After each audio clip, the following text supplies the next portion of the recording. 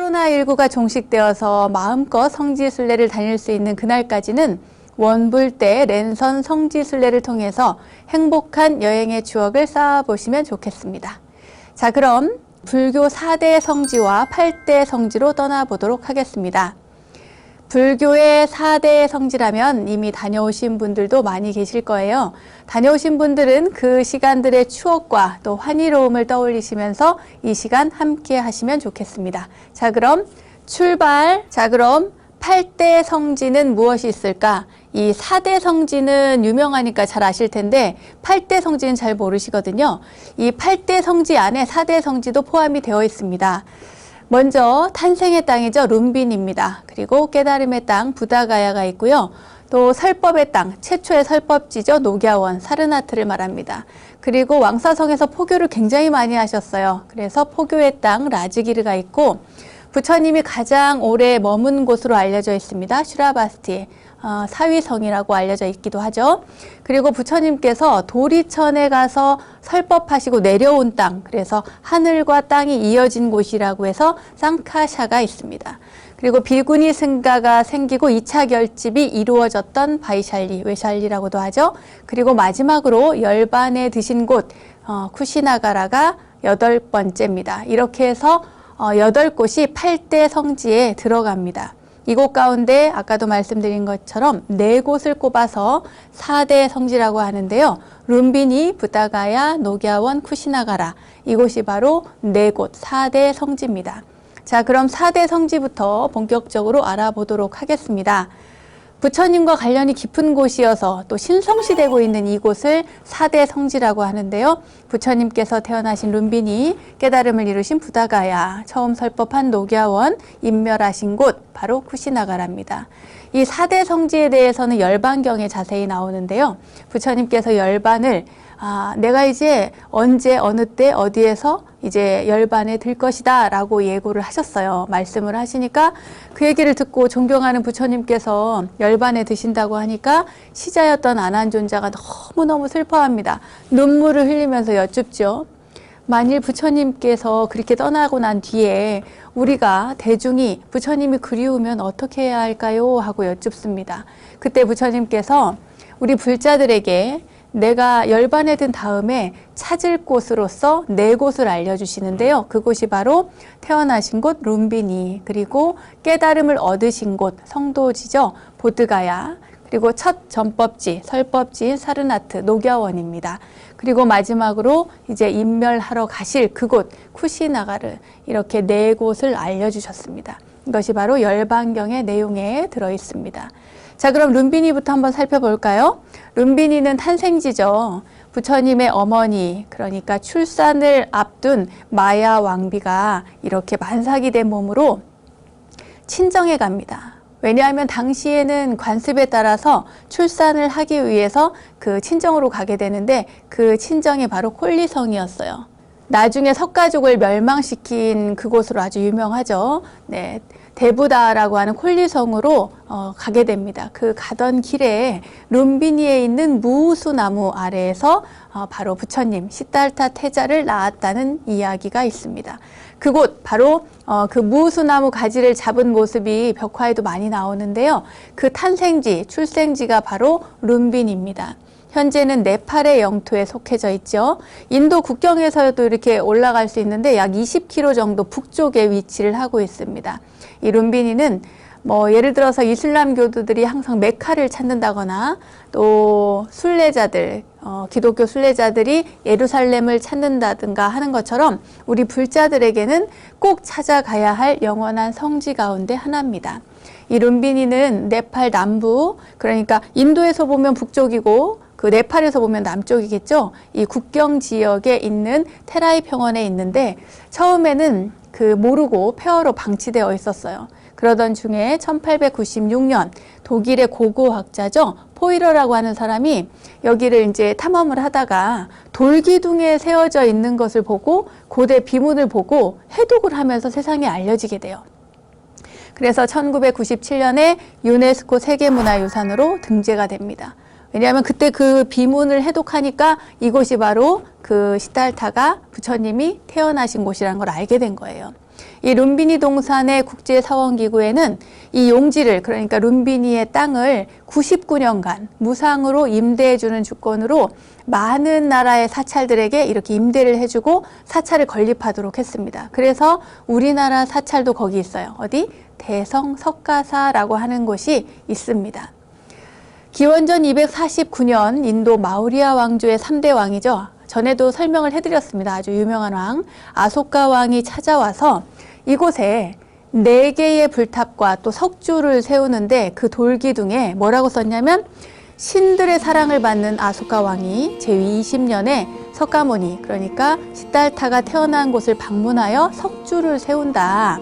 룸비니 마을에 세금을 감면하고 이곳에서 나는 생산량의 8분의 1만을 바칠 수 있도록 그 권리를 준다라고 하는 그 칙령이 쓰여 있습니다. 사실 이 아소카 왕의 이 석주는 인도 땅 전역에 또 그 네팔까지 전역에 조금씩 남아 있습니다. 이 룸비니의 초창기 역사는요, 사실 중국의 유명한 순례자들이죠. 법현 3장 그리고 현장 3장 이분들이 쓴 글 기록에 많이 남아 있습니다. 직접 방문을 하셨고요. 그 방문을 하셨을 때 있었던 사원의 풍경, 그리고 불탑의 모습, 그리고 다른 건물들까지 자세히 묘사를 하고 있기 때문입니다. 이렇게 해서 룸비니 동산을 우리가 가보면은요, 그 다음에 그러면 부처님께서 이렇게 태어나셨고 나중에 출가하셨으니 성도하신 곳을 가봐야 되겠죠? 바로 부다가야입니다. 두 번째 성지. 이 부다가야는 부처님께서 보리수나무 아래에서 깨달음을 얻은 장소가 있습니다. 부다가야는 인도 북동부 비하르주 가야시에서 11km 떨어진 곳에 있는 성도지입니다. 부다가야, 특히 그곳의 마야보디 사원은 불교에서도 굉장히 유명한, 굉장히 중요한 성지죠. 이 밖에도 부다가야에는 부처님의 깨달음과 관련한 유적지가 아주 곳곳에 남아 있습니다. 유명한 전정각사는 부처님께서 그 깨달음을 얻기 전에 수행을 하셨던 곳이고요. 또 네란자라 강가, 그곳은 누구죠? 그 수자타. 수자타에게서 고행을 마친 그 시달타가, 그러니까 부처님이 되기 직전, 깨달음을 얻기 직전에 그 수자타라고 하는 소녀에게서 유미죽을 공양을 받고, 그리고 또 그곳에서 나중에 부처님께서 성도하신 이후에 그 가사파 삼형제가 있어요. 가섭 삼형제를 또 제도하셔서 그 제자로 받아들인 그런 장소들이 있습니다. 오늘날까지 전 세계 불교도들의 그 발길이 끊이지 않는 그런 아주 큰 성지죠. 부처님 성도지에는 기원전 3세기경에 아소카 왕이 세웠다는 마하보디 대탑이 서 있습니다. 이 대탑에서 사진 찍은 기억 있으신 분들 많이 계실 겁니다. 높이가 55m나 되는 방추형의 구층탑인데요. 저기 3km 정도 떨어진 곳에서도 아주 그냥 훤히 보이는 아주 웅장한 탑입니다. 현재의 탑은 409년과 637년 사이에 굽타 왕조 시대에 세워진 것으로 추측을 하고 있고요. 전체가 벽돌로 만들어진 초기 불교의 사원입니다. 이 대탑 주위에는 세계 각지의 불교도들이 건립한 그 봉헌탑들이 이렇게 있고요. 또 외벽 감실에는 불상이 모셔져 있습니다. 대탑 서쪽에는 금강보좌라고 해서 부처님이 깨달음을 얻은 자리라고 하는 유명한 자리가 있습니다. 그리고 그곳에 보리수 한 그루가 서 있죠. 이 부다가야의 유명한 마하보디 사원 같은 경우에는 이 보리수나무, 보리수가 깨달음을 상징하고 부처님께서 그곳에서 깨달음을 얻었기 때문에 굉장히 중요하잖아요.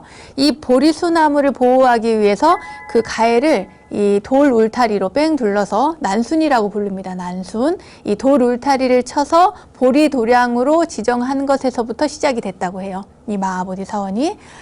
특히나 마하보디 대탑은 1870년대 말부터 미얀마의 불교도가 다시 개보수한 것이라고 합니다. 부다가야 유적의 중심은 뭐니 해도 보리수죠. 조금 전에 말씀드린 것처럼 깨달음을 상징하니까요. 근데 이 보리수 나무는 원래는 아슈바타 나무 혹은 피팔라 나무라고 불렸던 겁니다. 우리가 피팔라라고 보면은 인도나 다른 지역에 가서 보면은 있는데 그 피팔라 나무가 바로 보리수 나무입니다. 원래 보리수가 1876년에 이 태풍 때문에 폭풍 후에 쓰러져 죽게 되자 스리랑카에서 가져오게 됩니다. 이 스리랑카에서 가져온 이유는요. 이 스리랑카의 보리수가 바로 아쇼카 왕이 불교 전파를 위해서 딸인 상가 파라미타 비구니를 파견했을 때 그때 함께 보냈던 묘목이기 때문에 그 상징적인 의미를 더해서 그쪽에서 가져오게 되었다고 합니다. 여기까지가 바로 부처님의 성도지인 부다가야에 대한 설명입니다. 자, 그럼 세 번째 성지로 가볼까요? 어딜까요? 맞습니다. 녹야원입니다. 최초의 설법지죠. 부처님께서 깨달음을 얻으신 곳, 그리고 그 다음에 설법지, 설법을 하러 가신 그곳, 그곳에 대해서 설명을 해드리겠습니다. 이 녹야원은요, 부처님께서 그 성도를 이루신 곳에서부터 녹야원까지 엄청 멀대요. 무려 200km가 넘는 곳으로 부처님께서 깨달음을 얻은 다음에 맨발로 그 200km를 걸어서 가셨습니다. 왜 가셨냐? 그 전에 함께 수행하던 수행자들이 있었어요. 5명의 수행자.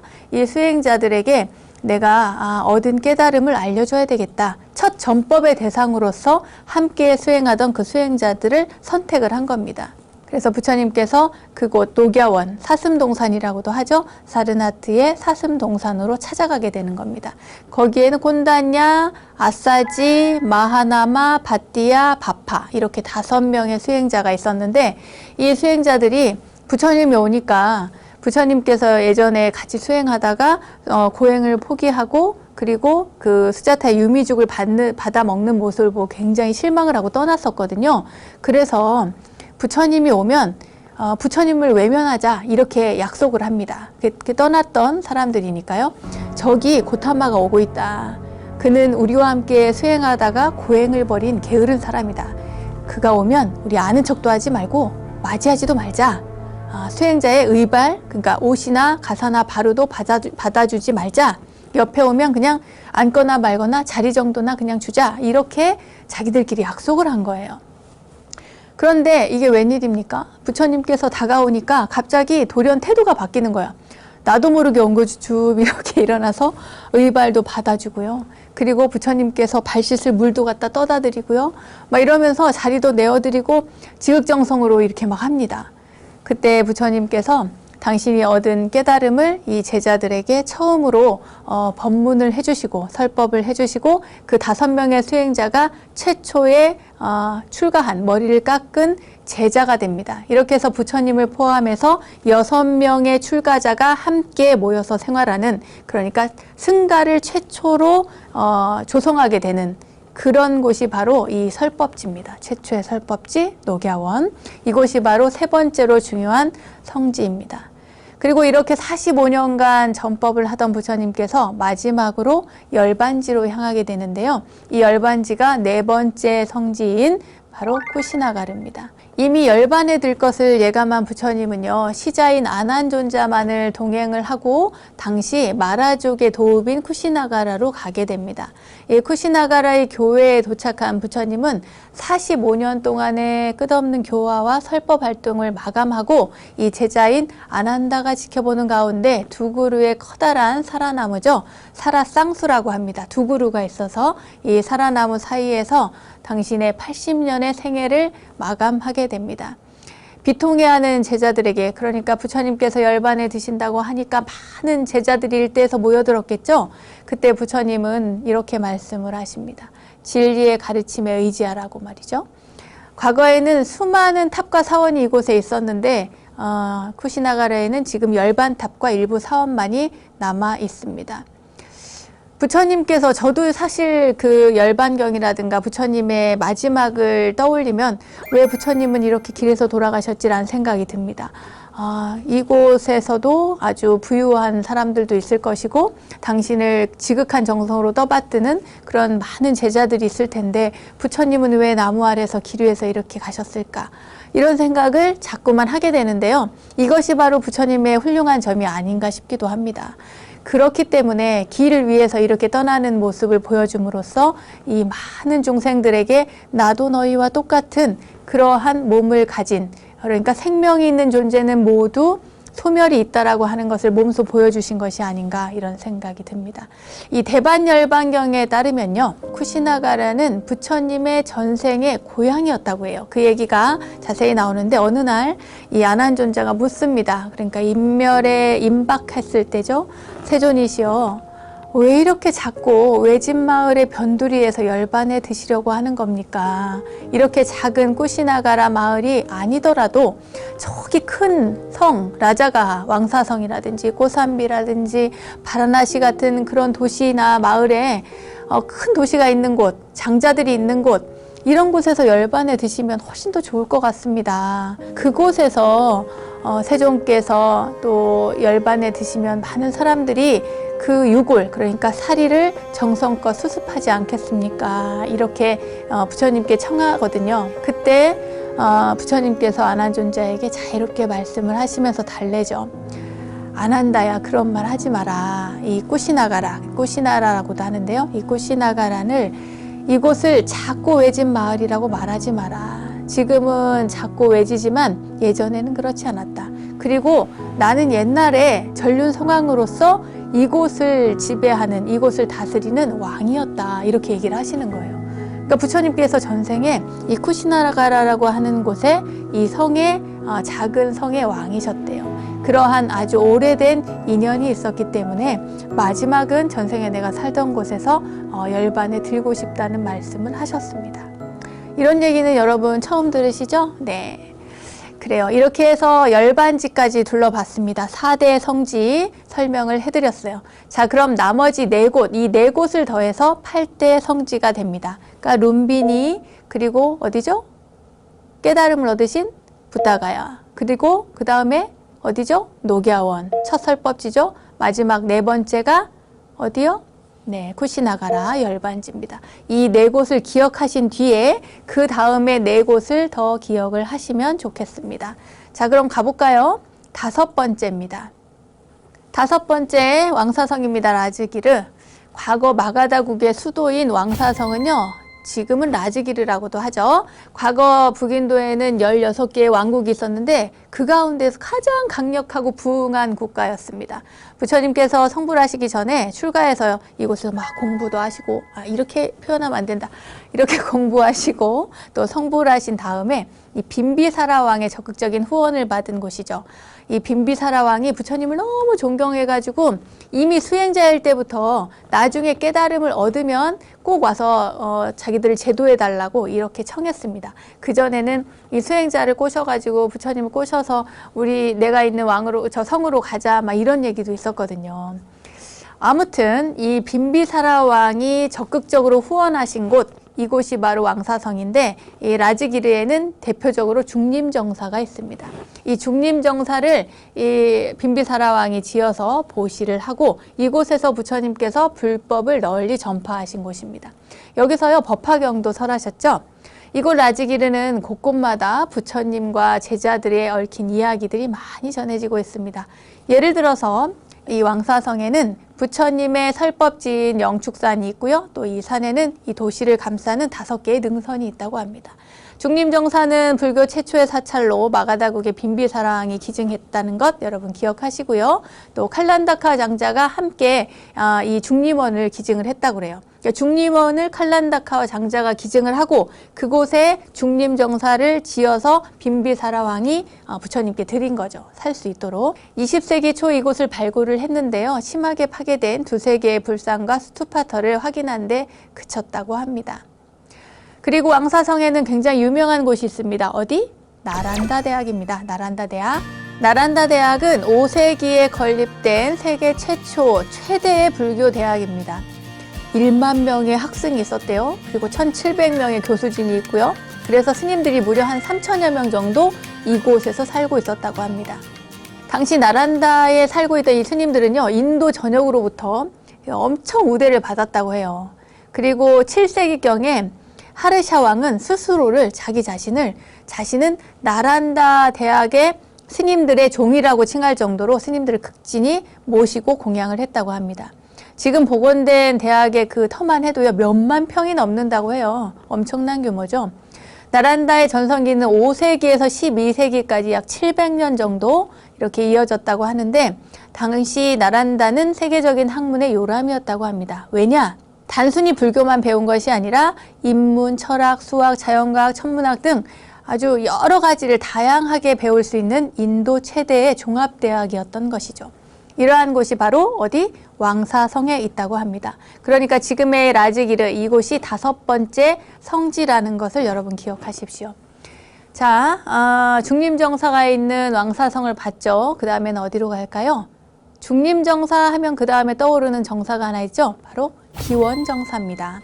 이 기원정사는 어디 있냐면 사위성에 있대요. 사위성. 사위성은 슈라바스티라고 하는 지역입니다.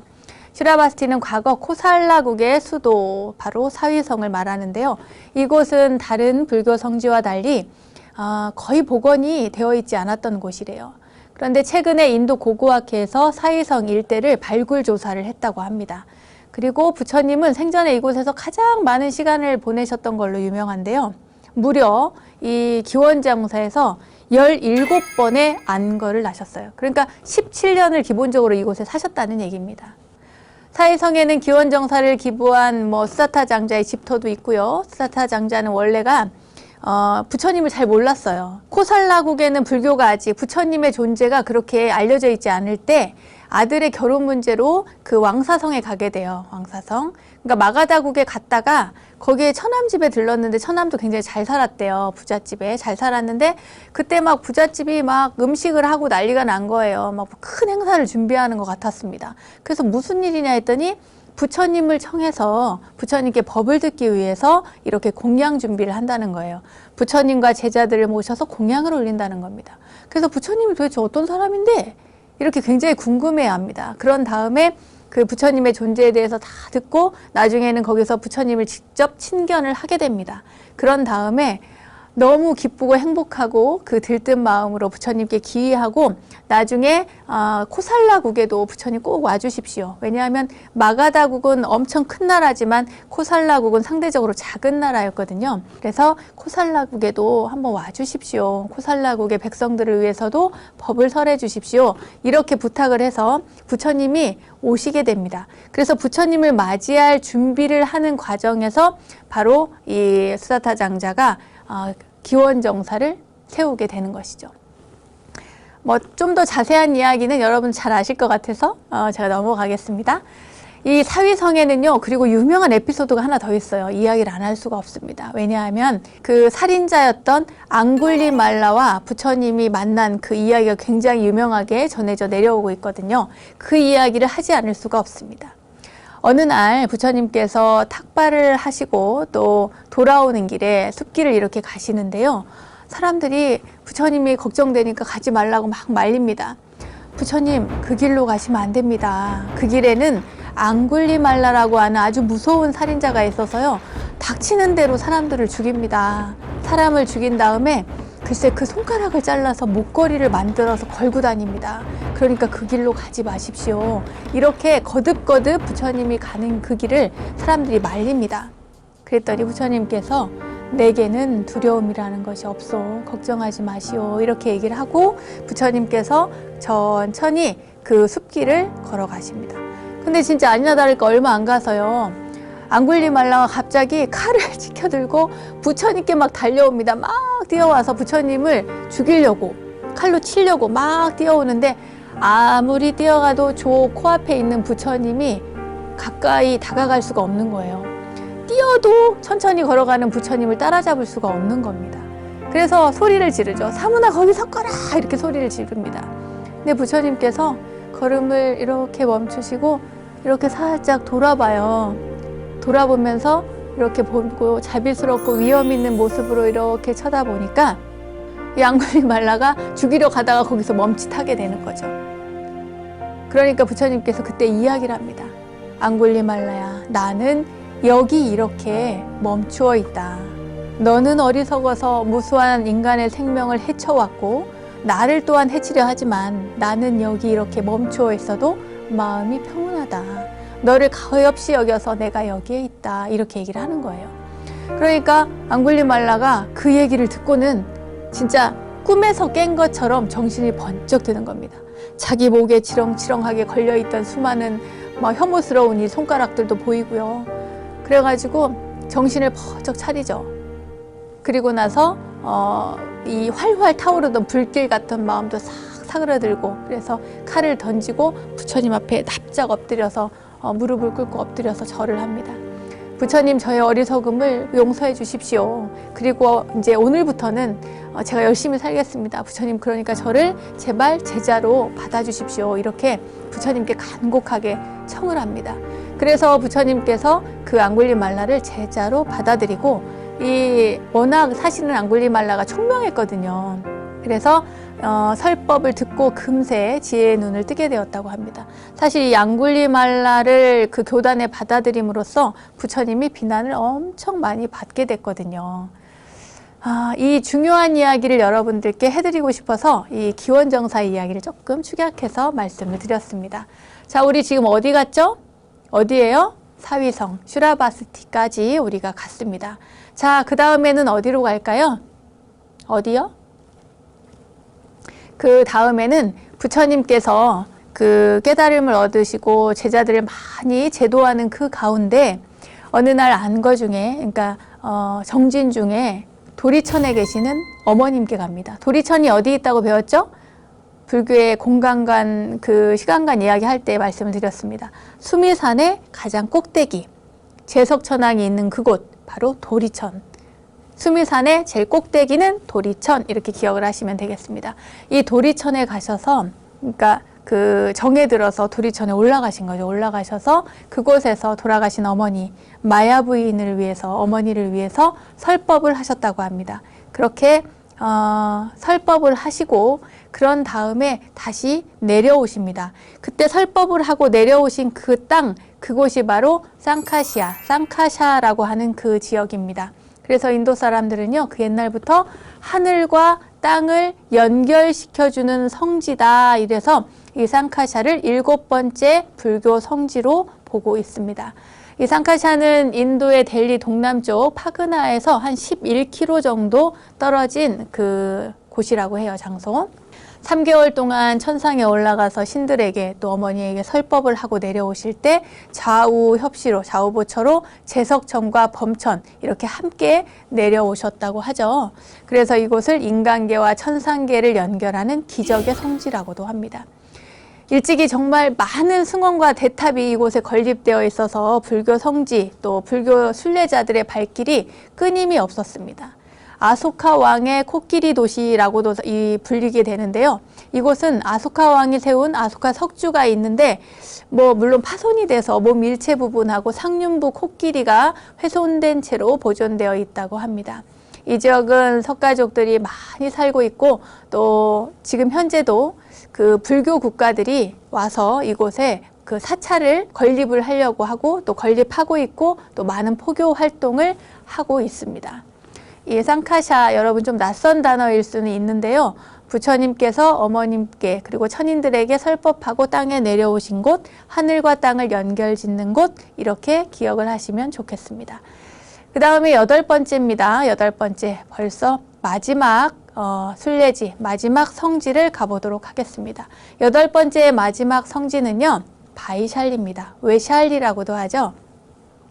이곳은 겐지스 강변에 위치하고 있습니다. 강가에 있어요. 부처님 생전에 리차비족의 수도였던 곳입니다.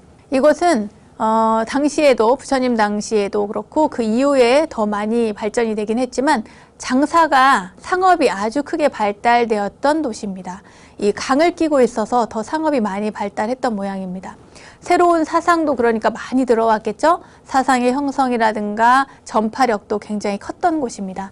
부처님이 출가하신 후에 여러 스승들을 찾아다녔어요. 그러니까 스스로 숲에 들어가서 머리 깎고 옷을 갈아입고 다닐 때 그때 2명의 스승을 찾아다니잖아요. 알라라 깔라마 그리고 우따 까라마푸따. 그 알라라 깔라마라고 하는 선인을 이곳에서 만나서 무소유의 가르침을 배웠습니다. 부처님은 깨달음을 얻으신 후에 5년이 지나서 다시 이 바이샬리, 외샬리에 가시는데요. 외샬리의 오랜 자연재해로 사람들이 막 굶주리고 질병이 들고 굉장히 많은 사람들이 죽어나갔대요. 그때 사람들이 바라문의 전통적인 방식으로 신에게 제사를 지냈는데 별로 효과가 없었어요. 그래서 이 리차비족은 라자가의 그때 당시에 왕사성에 부처님이 계셨는데 그 부처님을 초청을 합니다. 부처님 제발 이곳에 좀 와주십시오 라고 청한 거예요. 그래서 이제 대중들은 말릴 거 아닙니까? 부처님께서 그렇게 질병이 많은 곳에 막 그 사람들이 죽어나가는데 그곳에 가신다고 하니까 많은 제자들이 말렸을 텐데 부처님이 가시죠. 그곳에 가니까 이게 웬일입니까? 부처님께서 바이샬리에 가니까 세상에 병이 점점 사라지고 없어지는 거예요. 그 후에 이 바이샬리, 그러니까 외샬리에 부처님께서 좀 한동안 머무시고요. 머무시면서 설법을 하고 많은 대중들을 교화시킵니다. 그래서 바이샬리의 왕과 백성들은 그 부처님께 감사하는 마음으로 이 나라에도 이곳에도 대림정사라고 하는, 그러니까 중림정사나 기원정사처럼 대림정사라고 하는 정사를 지어서 부처님께 공양을 올리고 부처님께 이곳에서 오실 때마다 이곳에 머물 수 있도록 했다고 합니다. 부처님은 생애 마지막 하한거를 바로 이 바이샬리, 외샬리에서 보내시고요. 그 뒤에 쿠시나가라로 가셔서 3개월 뒤에 열반에 드셨습니다. 이 바이샬리는 그리고 저희 같은 비구니들에게도 굉장히 중요한 지역입니다. 왜냐하면 첫 비구니의 탄생지이기도 하거든요.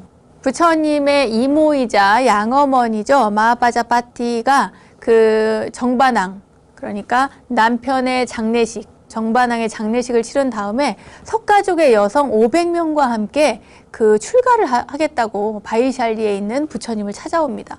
오셔가지고 막 눈밖에서 눈물을 흘리면서 막 흙먼지를 뒤집어 쓰고 막 엉망진창으로 그런 상태에서 눈물을 흘리면서 제발 우리 출가를 허락해달라고 빌어요. 근데 부처님은 한사코 거절하시죠. 왜 거절하셨을까요?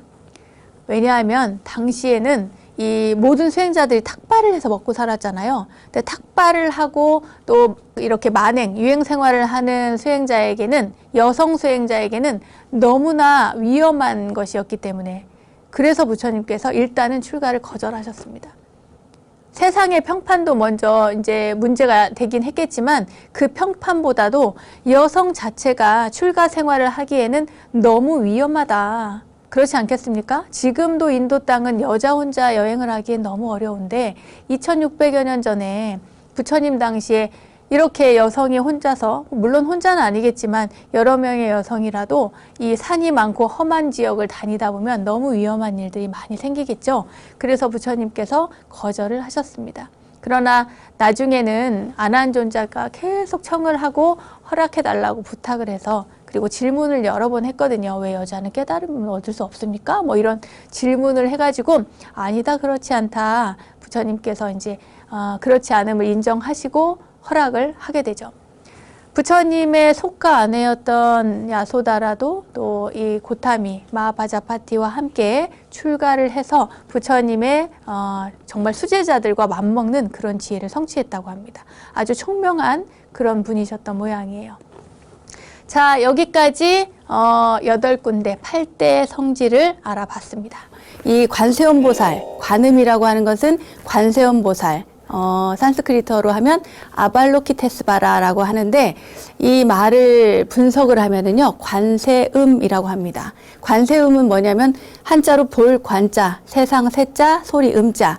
그러니까 세상의 소리를 다 살피고 보시는 보살님이란 뜻입니다. 이 관이라고 하는 것은 그냥 단순히 보는 것이 아니라요, 봄을 뛰어넘는 거예요. 그냥 눈에 이렇게 망막에 상이 맺혀서 무엇인가를 보는, 알아볼 수 있는 그런 것이 아니라 그것을 초월해서 보고 그 사람이 왜 문제가 있는지, 어디에 아픔이 있는지, 고통이 있는지, 이유가 뭔지 그 모든 것을 보고 그 모든 것을 이해하고 파악하는 것, 이것을 관세음이라고 하는 겁니다. 그리고 다른 말로는 관자재라고도 합니다. 관자재 보살님은 모든 것을 내려다보시고, 그러니까 중생들을 다 살펴보시고 거기에 맞게 그 사람들의 어려움을 자유자재로 이렇게 도움을 주시는 분이라고 이해를 하시면 좋겠습니다. 이 관세음 보살님은 그러니까 세상의 모든 중생들의 고통도 보시고, 그리고 자유롭게 자유자재하게 그들을 고통으로부터 건져내시는 분, 이렇게 이해를 하시면 됩니다. 이 관세음 보살님은 대세지 보살님과 함께 아미타 부처님의 좌우 협시 보살로 또 이렇게 알고 있고요. 전에 한번 소개해드렸으니까 이해가 안 가시는 분들은 그 편을 한번 찾아서 확인해 보시면 좋겠습니다. 이 관세음 보살님은 왼손에는, 그러니까 여러분들이 보실 때는 이쪽이죠. 왼쪽. 왼손에는 연꽃을 들고 계시는데 이 연꽃은 모든 중생도 다 본래 부처다라고 하는 것을 상징하고 있습니다. 그리고 꽃이 활짝 핀 것은 모두가 다 성불할 것이라는 의미이고요. 또 꽃봉오리가 있는 경우도 있는데 꽃봉오리는 이제 장차 중생이지만 앞으로 성불할 것이다. 모두가 다 불성을 지니고 있다라고 하는 것을 상징하고 있습니다. 이 관세음보살님 하면은 대표적으로 법화경을 이렇게 들 수가 있는데요. 우리가 관음경이라고도 알려져 있는 이 관세음보살 보문품, 원래는 법화경 안에 들어있던 것이 따로 떼어져 나와서 관음경이라는 이름으로 별도로 또 이렇게 세상에 알려져 있기도 합니다.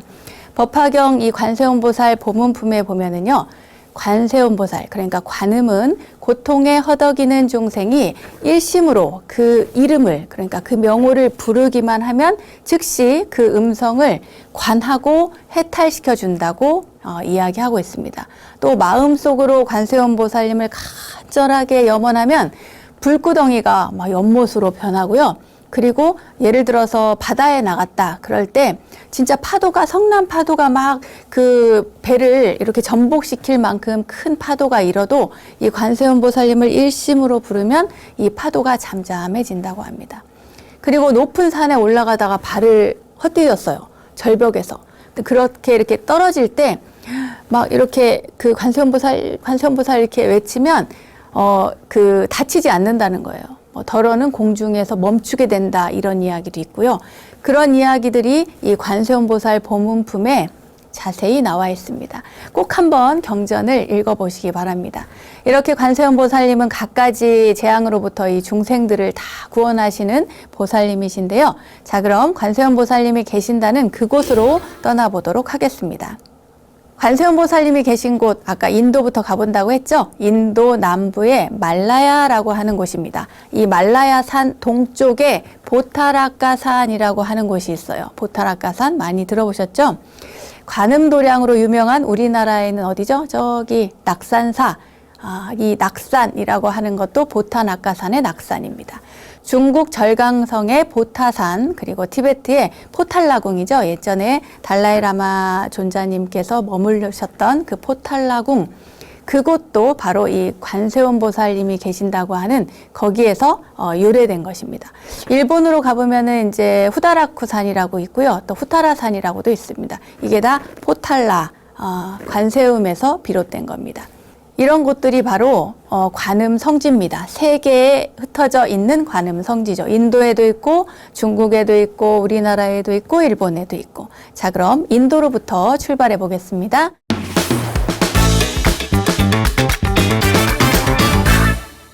인도의 보타라카산은 현재 타밀나두주에 있는 암바사무드람이라고 하는 곳이 있어요. 그곳에 포티가이라고 하는 산이 있는데요. 고대부터 이 남쪽, 남인도 사람들에게는 굉장히 신성시되던 그런 장소였습니다. 아소카 왕이 남인도에 불교를 전한 이래에 불교의 성지가 되었는데요. 나중에는 힌두교도 굉장히 성행을 하면서 현재는 불교와 힌두교 모두의 성지가 되고 있습니다. 너무 쉽게 간단하게 말했나요? 제가 전달하고 싶은 얘기는 이 관세음보살님 성지라고 하면 중국의 보타라카산 또는 우리나라의 저기 낙산사 이렇게 떠올리는데, 원래는 인도에 가면 관음 성지가 있다는 사실, 이게 중요하다고 여겨져서 여러분들께 설명을 해드렸습니다. 자, 이렇게 인도에서 출발한 관세음보살님, 중국에 가면 또 성지가 있는데요. 중국에 그럼 보타산으로 가보겠습니다.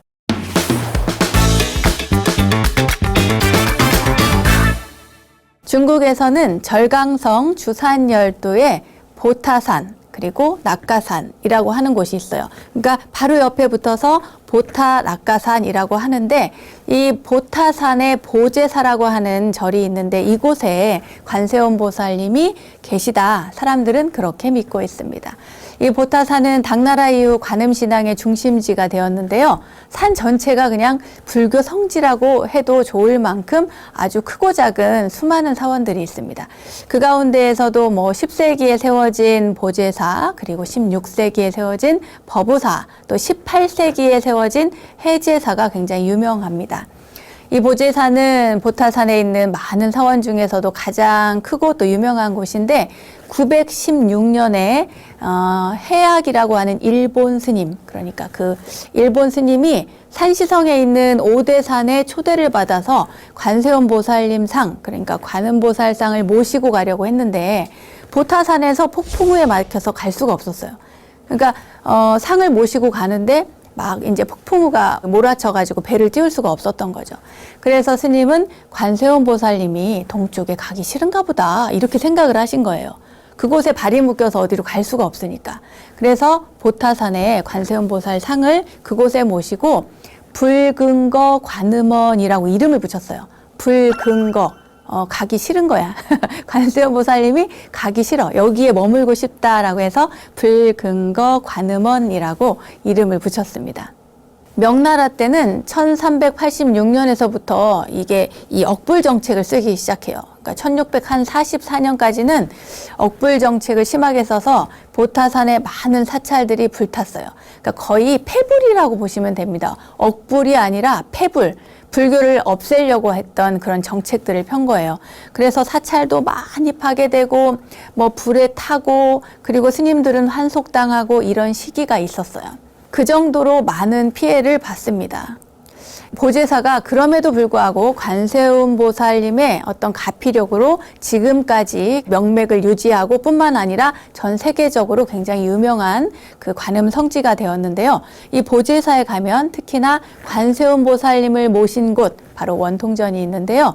이 원통전이 굉장히 유명합니다. 원통전에 가면 누가 제일 유명하겠어요? 관음 성지니까 당연히 관세음보살님이 가장 유명하겠죠. 관세음보살님은 이 보관에 아미타 부처님을 이렇게 모시고 있습니다. 그 청관을 쓰고 있고 높이가 굉장히 높아요. 8.8m라고 합니다. 커다란 관음상이 모셔져 있습니다. 그리고 양쪽 벽에는 다양한 모습을 하고 있는 32분의 관세음보살 상이 모셔져 있습니다. 이 관세음보살님 상 너무 궁금하죠? 나중에 또 우리가 코로나가 다 끝나고 난 뒤에 여러분들 직접 가서 이렇게 눈으로 친견하시고 그리고 기도도 하고 오시면 좋을 것 같습니다. 이렇게 해서 중국의 관음 성지를 둘러봤는데요. 여기 중국의 간리상 가까이 있는 곳 한번 가봐야겠죠? 어디입니까? 바로 티베트입니다. 티베트.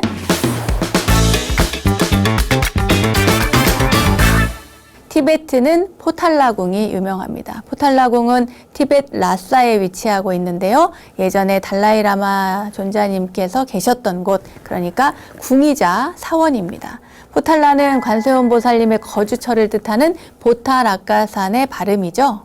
포탈라, 티베트어 발음입니다. 티베트 사람들은 달라이라마 존자를 관세음보살님의 화신이라고 믿고 있어요.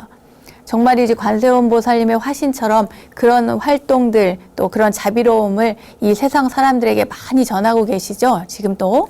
네.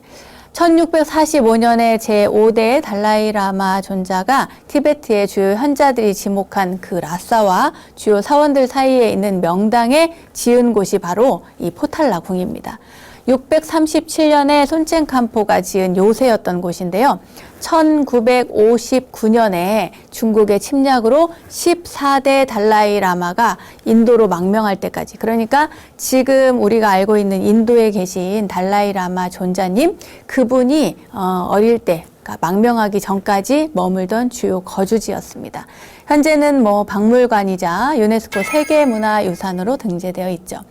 이 포탈라궁의 건물은요, 동서로 400m나 되고요, 남북으로 350m가 되는 규모라고 합니다. 한번 상상해 보세요. 네. 그리고 벽들의 두께, 이 벽의 두께가 3m나 된다고 합니다. 3m면은, 이 정도 되려나요? 그리고 궁전의 최하단부의 벽은 그 두께가 무려 5m나 된다고 합니다. 상상해 보세요. 얼마나 두꺼운지. 이 궁전의 기단에는 지진으로 인한 피해를 막기 위해서 구리를 부어서 보강을 했다고 합니다. 또 궁전은 모두 13층이고요. 1000개가 넘는 방들이 있다고 합니다. 1만 개가 넘는 작은 사원들이 그 안에 각각 다 존재를 하고 무려 20만 개에 달하는 불상들이 모셔져 있습니다. 이 포탈라궁을 직접 가보신 분들도 계실 것이고 아마 사진으로 보고 지금은 모르지만 이렇게 인터넷이나 다른 곳에서 어딘가에서 아마 보신 분들이 있을 겁니다. 이 하얀색을 칠해놓은 그런 궁전인데요. 제가 예전에 그 중국에서 잠깐 머물 때 라싸의 소녀를 알게 됐는데 그 소녀가 그 공안들의 감시를 받는 와중에도 이 달라이라마 존자님의 사진과 이 포탈라 궁의 사진을 보면서 이 노래를 부르는 거예요. 눈물을 흘리면서. 그들은 모두 이 돌아갈 고향으로서 포탈라 궁을 항상 이렇게 품고 있는 거예요, 마음에. 그런 곳, 그 자비의 상징이고 관세음 보살님이 지켜주고 있는 그곳을 항상 돌아가고 싶은 마음의 고향으로 여기고 있는 거죠.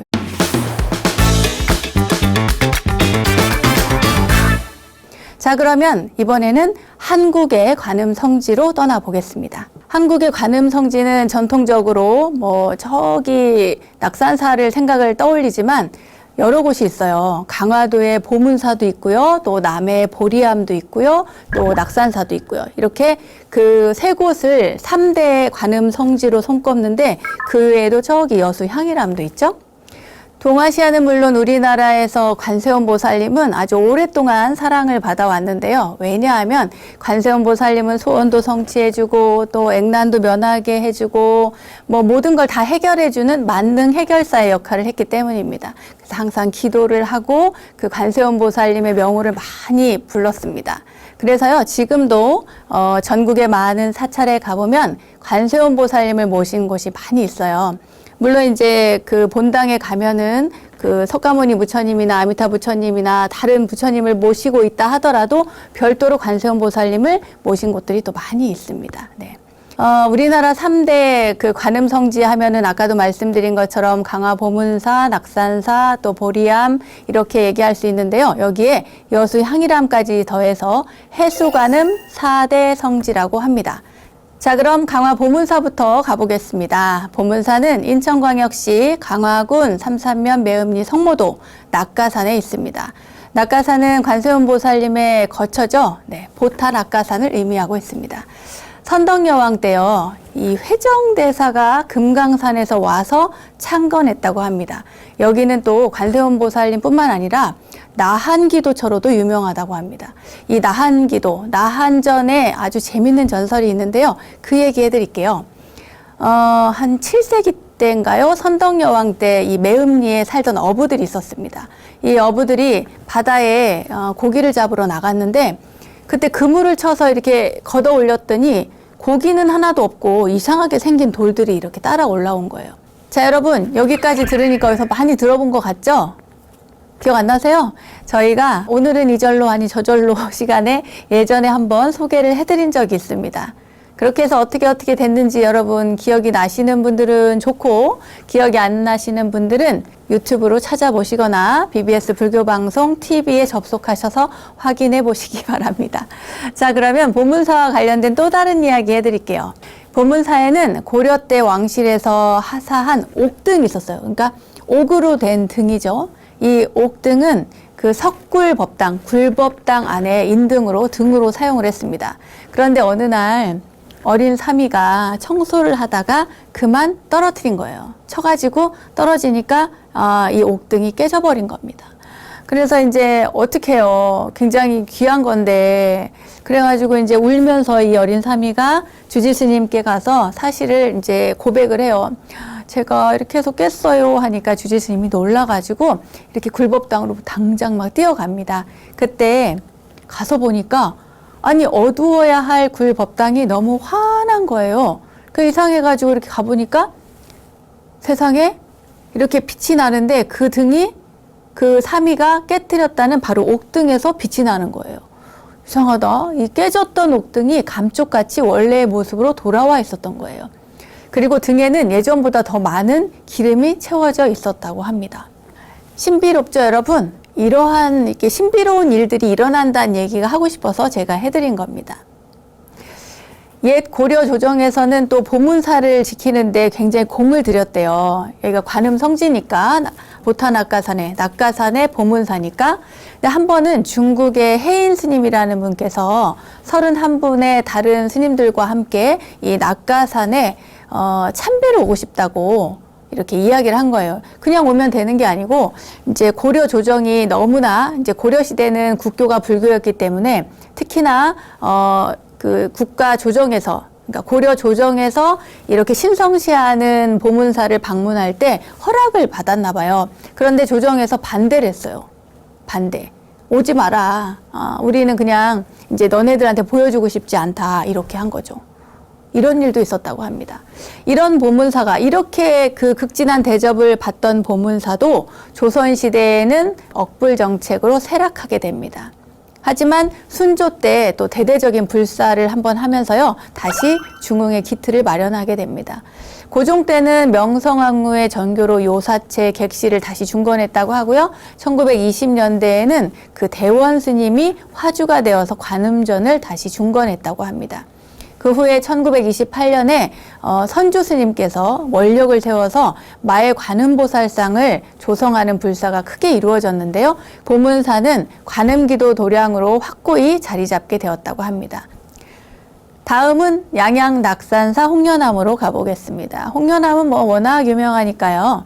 아무튼 간단하게 소개를 해드리겠습니다. 이 홍련암은 대한불교조계종 제3교구 본사죠. 신흥사의 말사고요. 낙산사의 암자로 되어져 있습니다. 하지만 낙산사가 먼저냐 홍련암이 먼저냐 하면 홍련암이 먼저입니다. 예, 홍련암이 있기 때문에 지금의 낙산사가 있는 거죠. 신라 문무왕 때 의상대사가 이 관세음 보살님을 친견하고 대나무가 솟은 곳에 지은 곳이라고 해서 굉장히 유명하죠. 이 삼국유사의 이야기가 자세히 나오는데 다시 한번 소개해 드릴까요? 네네. 의상대사가 색이 파란색, 그러니까 파랑새를 본 거예요. 이상하게 생겼죠? 색깔이 전부 다 파란새니까요. 이 파랑새를 보고 쫓아갑니다. 그랬더니 이 새가 석굴 속으로 쏙 들어가는 거예요. 그러더니 사라졌어. 안 나와요. 그래서 의상대사가 이상하다 이렇게 생각하고 이 석굴이 뭔가 이상한 기운이 있나 보다 해서 그 앞에서 7일 기도를 드립니다. 근데 7일 기도를 한 다음에 깊은 바닷속에서 홍련이 이렇게 피어올랐대요. 그리고는 그 속에서 관세음 보살님이 나타나셔가지고 좌상 앉은 자리의 꼭대기에 한 쌍의 대가 솟아날 것이다.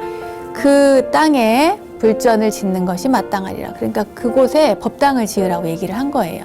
그래서 스님은 그 관세음 보살님의 말씀을 듣고 이렇게 봤더니 과연 대가 이렇게 땅에서 솟아나와 있는 곳이 있는 거예요.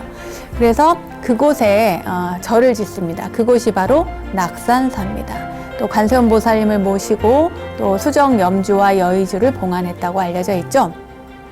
여기까지는 아마 대체로 여러분들이 다 잘 아실 겁니다. 자, 이제 지금부터 해드리는 얘기는 잘 못 들어보신 이야기일 수도 있습니다. 자, 얘기해 드릴게요. 원효대사 이야기입니다. 의상대사 이야기를 해드렸으니까 이 원효대사도 나중에 훗날 관세음 보살님을 친견하기 위해서 낙산사로 갑니다. 아니, 의상대사도 관세음 보살님 친견했는데 원효대사 생각에 나도 관세음 보살님 친견해야겠다 하고 가시는 거죠. 가는데 도중에 스님은 별을 베고 있는 흰 옷을, 하얀 옷을 입고 있는 여인을 만나게 됩니다. 그런데 스님이 왜 그러셨는지 잘 모르겠는데 그 별을 달라고 그래요. 그러니까 여인이 벼가 아직 열매가 익지 않았다고, 열매가 맺히지 않았다고 이야기를 합니다. 그러면서 거절을 하는 거죠. 그 다음에 또 한참을 가다 보니까 웬 여인이 빨래를 해요. 우물가에서 빨래를 하는데 그 물을 좀 달라고 그럽니다. 물 한 잔, 마실 물을 좀 달라고 하는데 그 여인이 하필이면 빠는 것이 그 피 묻은 속옷이었어요. 그랬는데 보통은 뭐 물이 더러우니까 다른 곳에서 드세요 라든지 아니면 좀 떨어진 곳에 가서 물을 떠서 스님께 드릴 텐데 그 여인이 그 빨간 핏물을 이렇게 떠서 스님에게 이렇게 드린 거예요. 그러니까 스님이 기분이 좀 상한 거죠. 물이 이렇게 더러운데 이 빨간 핏물을 나한테 떠주다니 하고 안 받고, 그리고는 이제 당신이 가서 좀 멀찌감치 떨어진 데 가서 물을 떠서 드시고 그리고 갑니다. 그때 소나무가 있었는데 그 소나무에 파랑새가 있었어요. 근데 파랑새가 제호 스님은 그만 돌아가십시오라고 말하고는 사라지는 거예요. 그러니까 제호라고 하는 것은 불성이라는 단어라고 합니다. 같은 의미로 사용을 하는데 이 소나무 아래에는 그 새가 떠나고 난 다음에 이렇게 살펴보니까 집신이 한 짝 떨어져 있었습니다. 근데 이게 이상하다 이렇게 생각을 하고 이 원효대사는 그 집신 한 짝 떨어진 거를 보고는 그러고는 이제 더 가죠. 길을 또 재촉을 합니다. 새가 돌아가라고 하는데도 그냥 가요.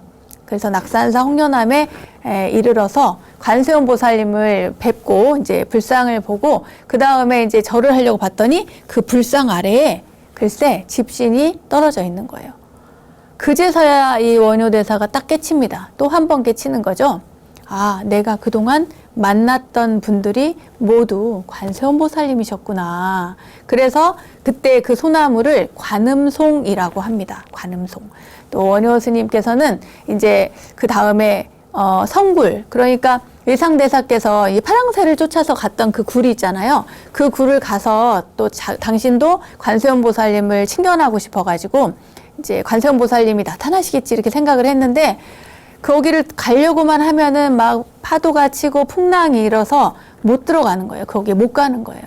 결국에는 이 원효 스님께서는 못 뵙고 그 자리를 떠났다고 합니다. 이런 이야기가 있어요. 아무튼 이런 낙산사는 창건 이후에 사실은 여러 번의 소실 위기를 맞았죠. 뭐 근현대 와서도 여러 번의 소실 위기가 있었는데 그때마다 또 뜻이 있는 많은 분들의 원력으로 이 관음성지의 맥을 이렇게 이어오고 있습니다. 특히 홍련암에는 신비로운 창건설화를 비롯해서 아주 많은 이적들이 일어나고 관세음보살님을 친견하고 또 기도를 열심히 해가지고 뭔가 소원 성취했다, 뭐 병이 나았다 이런 이야기도 굉장히 많이 전해져 내려오고 있습니다. 자, 이제 남해 보리암으로 가보겠습니다. 남해 보리암, 경상남도 남해 금산에 위치한 절이죠. 683년에 원효 스님께서 창건하셨습니다. 온 산이 마치 이 방광을 하듯 이렇게 막 이 빛이 나는 모습에 이끌려서 이곳을 찾아온 원효 스님이 이 절을 짓고 화엄경에 관세음보살님이 상주하는 곳을 보광궁이라고 하는데요. 그 이름을 따가지고 보광산이라고 하고 또 절 이름을 보광사라고 했습니다. 그러니까 보광산, 보광사가 되는 거죠.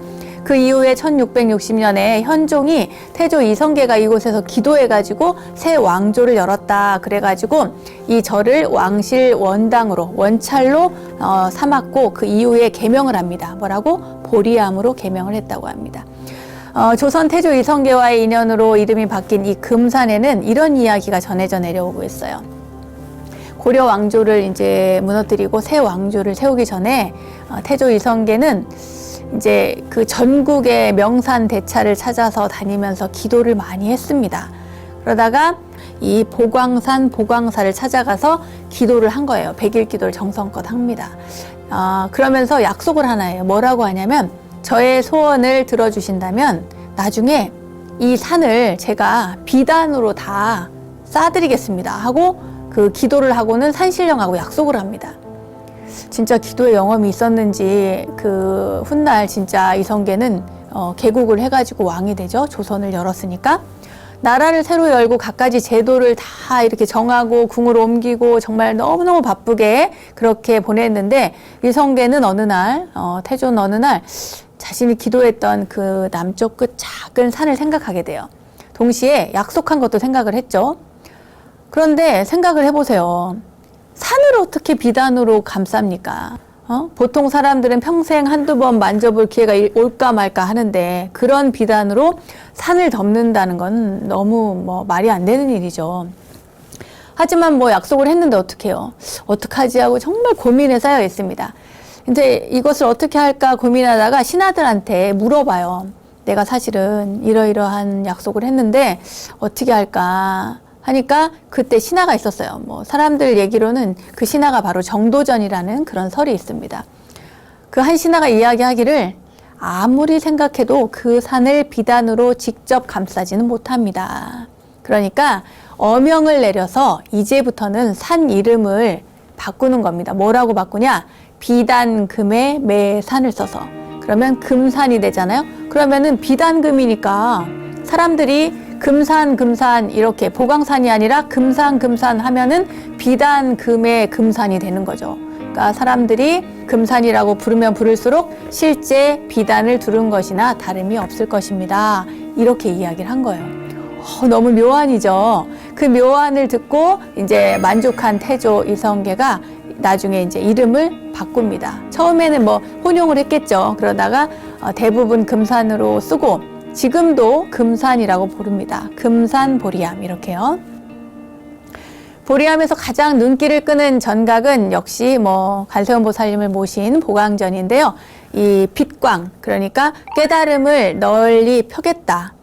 빛을 널리 펴겠다 해가지고 그 넓을 보자에다가 빛광자를 써서 보광전입니다. 네. 여기까지가요. 3대 관음성지입니다. 우리나라의 3대 관음성지. 여기 하나를 더 하죠. 그래서 4대 성지가 되는데 여수향이람입니다. 여수향이람은요. 해를 향한 암자라는 뜻입니다. 향이람, 일. 그러니까 향할 향자에다가 그 해일자를 써서 해를 향한 암자라고 하는 뜻입니다. 예, 향이람. 이 여수시 돌산읍에 위치한 대한불교조계종 제19교구본사 화엄사 말사로 되어 있습니다. 644년이죠. 선덕여왕 13년 때 이곳도 원효대사께서 원통암으로 창건을 했다고 합니다. 958년, 그러니까 광종 9년에 윤필이라고 하는 분이 중창을 한 뒤에, 그러니까 윤필 스님께서 중창한 뒤에 금오암이라고 이름을 바꾸었습니다. 임진왜란 때는 뭐 승군의 본거지로서도 또 사용을 했고요. 또 헌종 때는 뭐 지금의 위치로 딱 자리를 잡고 책류암이라고 부르다가 근대에 경봉 큰 스님께서 절 뒷산에 있는 바위가 거북이 등처럼 생겼다고 해서 영구암이라고 부르기도 했답니다. 하지만 기암 절벽 위에 동백나무와 아열대 식물들이 또 많이 있고 남해 수평선의 일출 광경이 너무나 장관을 이루어서 숙종 41년에 임목대사가 향이람이라고 했다고 합니다. 그래서 지금까지 향이람으로 불리고 있습니다. 자, 여기까지 양양 낙산사, 남해 보리암, 강화 보문사와 더불어서 여수 향이람이 우리나라 4대 해수 관음 기도 도량입니다. 여기서 잠깐 짜투리 이야기 하나만 더 할게요. 예전에 서울의 삼풍백화점이 무너졌을 때 그때 굉장히 오랫동안 마지막 생존자가 한 분 있었습니다. 그때 그 생존자의 어머니가 관세음보살님을 그렇게 불렀대요. 기도할 때. 그렇게 기도를 하고 관세음보살을 하고 그 묻혀있던 땅에 깔려있던 딸이 어머니와 평소에 절에 갔던 기억이 있어서 그 깔려있는 상태로 죽어가면서 관세음보살님을 그렇게 불렀대요. 그런데 이제 갈증이 나고 먹지를 못하는데 물이 너무 먹고 싶은데 꿈에 관세음보살님이 나타나서 그 호리병 있잖아요. 약병. 그 약병에서 입으로 물을 따라주더랍니다.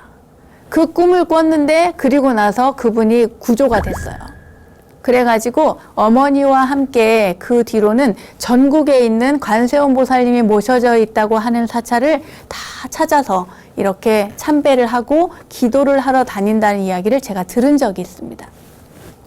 여러분, 관음성지에 대해서 오늘 이렇게 소개를 해드렸잖아요.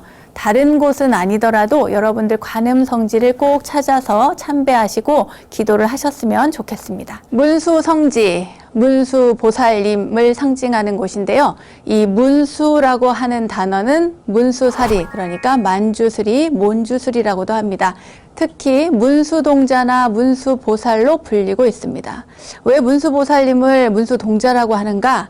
그것은 이 동자처럼 맑고 아주 순수한 그런 아이 같은 그런 심성을 가지고 있다고 해서 그렇게 부르기도 하고, 또 이 문수보살님의 지혜가 아주 명료해서 걸림이 없고 맑고 순수하기 때문에 붙여진 이름입니다.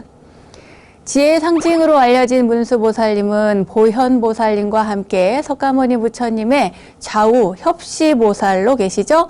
왼쪽에는 문수보살님이 계시고 오른쪽에는 보현보살님이 계십니다. 문수보살님은 푸른 사자를 타고 계시고 또 보현보살님은 흰 코끼리를 타고 있는 모습을 하고 있죠.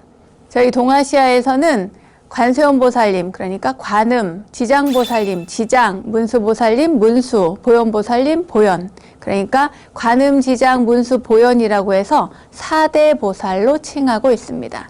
수능엄 삼매경이라고 하는 경전이 있어요. 거기 보면 문수보살님은 오랜 옛날에 아주 무수한 부처님 밑에서 수행 정진을 열심히 하셔서요. 이미 부처의 행을 완성을 해서, 그러니까 깨달음을 이루셔서 용종상이라는 부처님이 되었는데 중생을 제도하다가 열반에 드셨다고 합니다. 이미 이 문수신앙은 인도보다는 중국과 한국에서 더 열심히 이렇게 문수보살님을 모시는 편입니다. 저희보다는 더 오히려 또 중국에서 더 많이 그 문수보살님을 신하고 있는 그런 부분도 있는 것 같은데요. 그럼 중국의 문수성지로 먼저 가보도록 하겠습니다.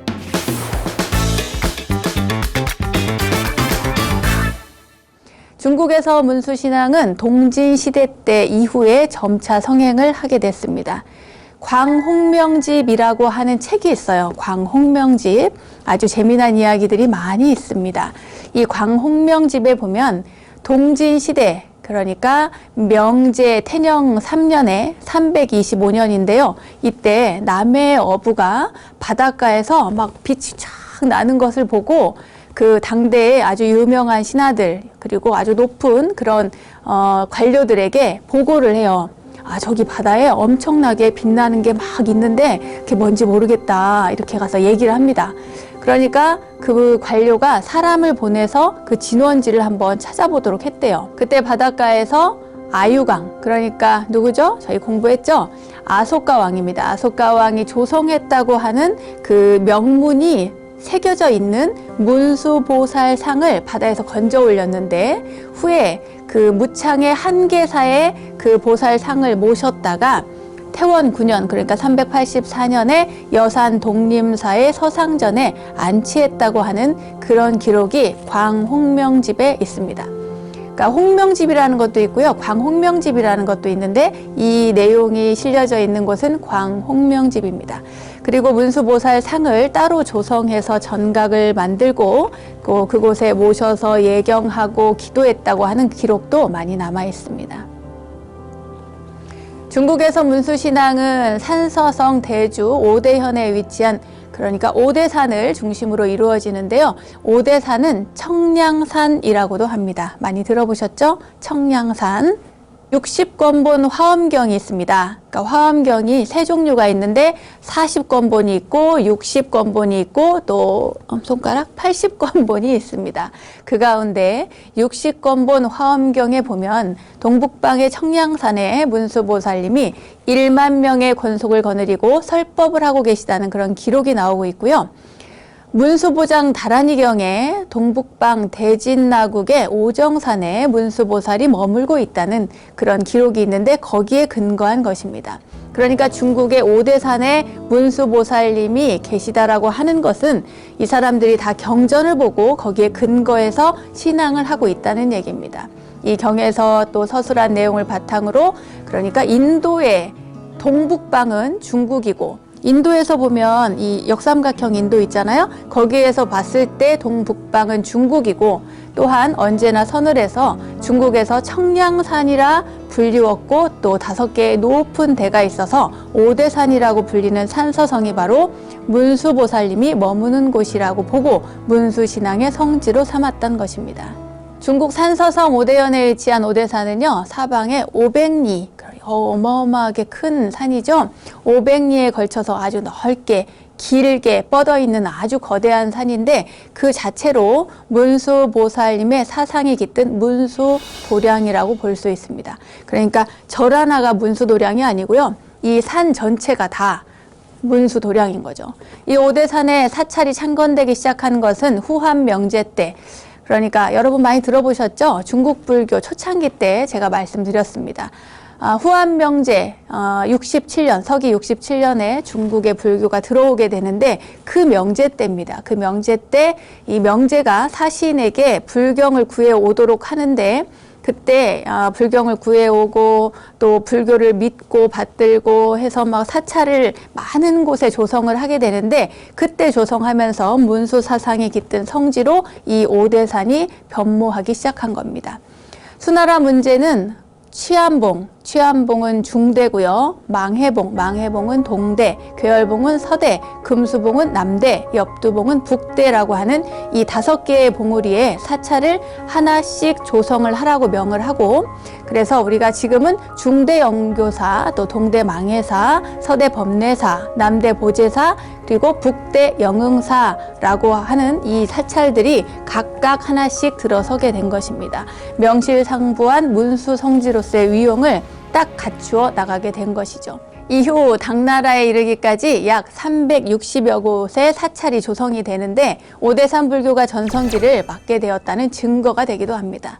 송나라와 원나라 때는 그 사찰 수가 굉장히 많이 줄어듭니다. 그 사이에 많은 폐불도 있었고요. 그리고 불교가 많이 탄압이 되기도 하고 스님들이 강제로 환속당하기도 하고 여러 가지 사건 사고가 많았기 때문에 많이 축소돼서 한 70개 정도 이렇게 줄어들게 되는데, 대신에 좋았던 것은 이 오대산에 티베트 불교와 중국 불교가 조화롭게 이렇게 섞여서 공존하기도 했습니다. 명나라 시대 때는 다시 많은 사찰들이 복원되게 되는데, 그래서 한 100여 곳 정도 이렇게 생겼고요. 현재 오대산의 중심부인 대회진을 중심으로 50여 곳의 사찰이 남아 있습니다. 이 대회진에는 대라정이라는 곳이 있는데요. 이 대라정이라는 곳이 바로 사찰입니다. 이 절이 그러니까 동대, 서대, 중대, 남대, 북대 이 5군데의 문수보살님을 모두 모아서 한 곳에 모아놓은 곳으로 굉장히 유명합니다. 이 예로부터 이 대라정 한 곳을 참배하면 5대의 모든 문수보살님을 전부 참배하는 것으로 인정을 했대요. 그런데 생각해 보세요, 여러분. 5대가 다 있잖아요, 따로따로. 그 산봉우리가 다 있어서 그 산봉우리마다 다 찾아다니면서 문수보살님을 친견해야 5분의 5대의 문수보살님을 친견하는 것인데, 그 대라정 한 곳에 이 5분들을 모두 모아놓고 거기만 참배하면 다 참배한 거다. 이건 약간 좀 이상하다 싶은 생각이 드시죠? 그런데 이런 풍습이 생기게 된 연유가 있습니다. 뭐냐면 청나라 건륭제 때부터인데요. 이 건륭제가 그 북경에서 620km나 떨어진 굉장히 먼 거리에 문수 성지를 참배하기 위해서 2번이나 오대산을 갔는데, 매번 갈 때마다 막 폭설이 쏟아지고 폭풍우를 만나고, 그래서 결국에는 이 5대의 문수보살님을 모두 친견하지 못하고 그리고 돌아가게 됐어요. 그러니까 악천후로 오대산을 참배하지 못하고 발길을 돌린 이 건륭제는 너무나 속이 상한 겁니다. 2번이나 갔는데. 그래서 오대산을 떠나면서 이 대라정의 주지스님에게 내가 3년 뒤에 다시 올 테니까 반드시 문수보살님을 꼭 참배할 수 있도록 해달라고 간곡히 부탁하고 떠난 겁니다. 그러니까 이 대라정의 주지스님은 어떻게 하지 생각하다가 이 5대의 문수보살님 상과 동일한 크기로 또 동일한 모습으로 대라정에다가 문수보살 상을 봉안하게 된 거예요. 그래서 3년 뒤에 황제가 다시 찾아왔을 때 모든 분들을 다 친견할 수 있게, 그러니까 그 황제의 고민을 해결해 주었다는 얘기입니다. 이후에 건륭제는 매년 이 대라정을 찾아서 문수보살 상을 또 보고 친견하고 참배를 했다고 합니다. 오대산 5봉우리를 모두 참배하는 것은 이 조대라고 부르고요. 그러니까 5군데를 다 가서 보는 것은 조대라고 하고, 대라정만 딱 가서 5분을 한꺼번에 참배하는 것은 작은 참배라고 해서 소조대라고 부른다고 합니다.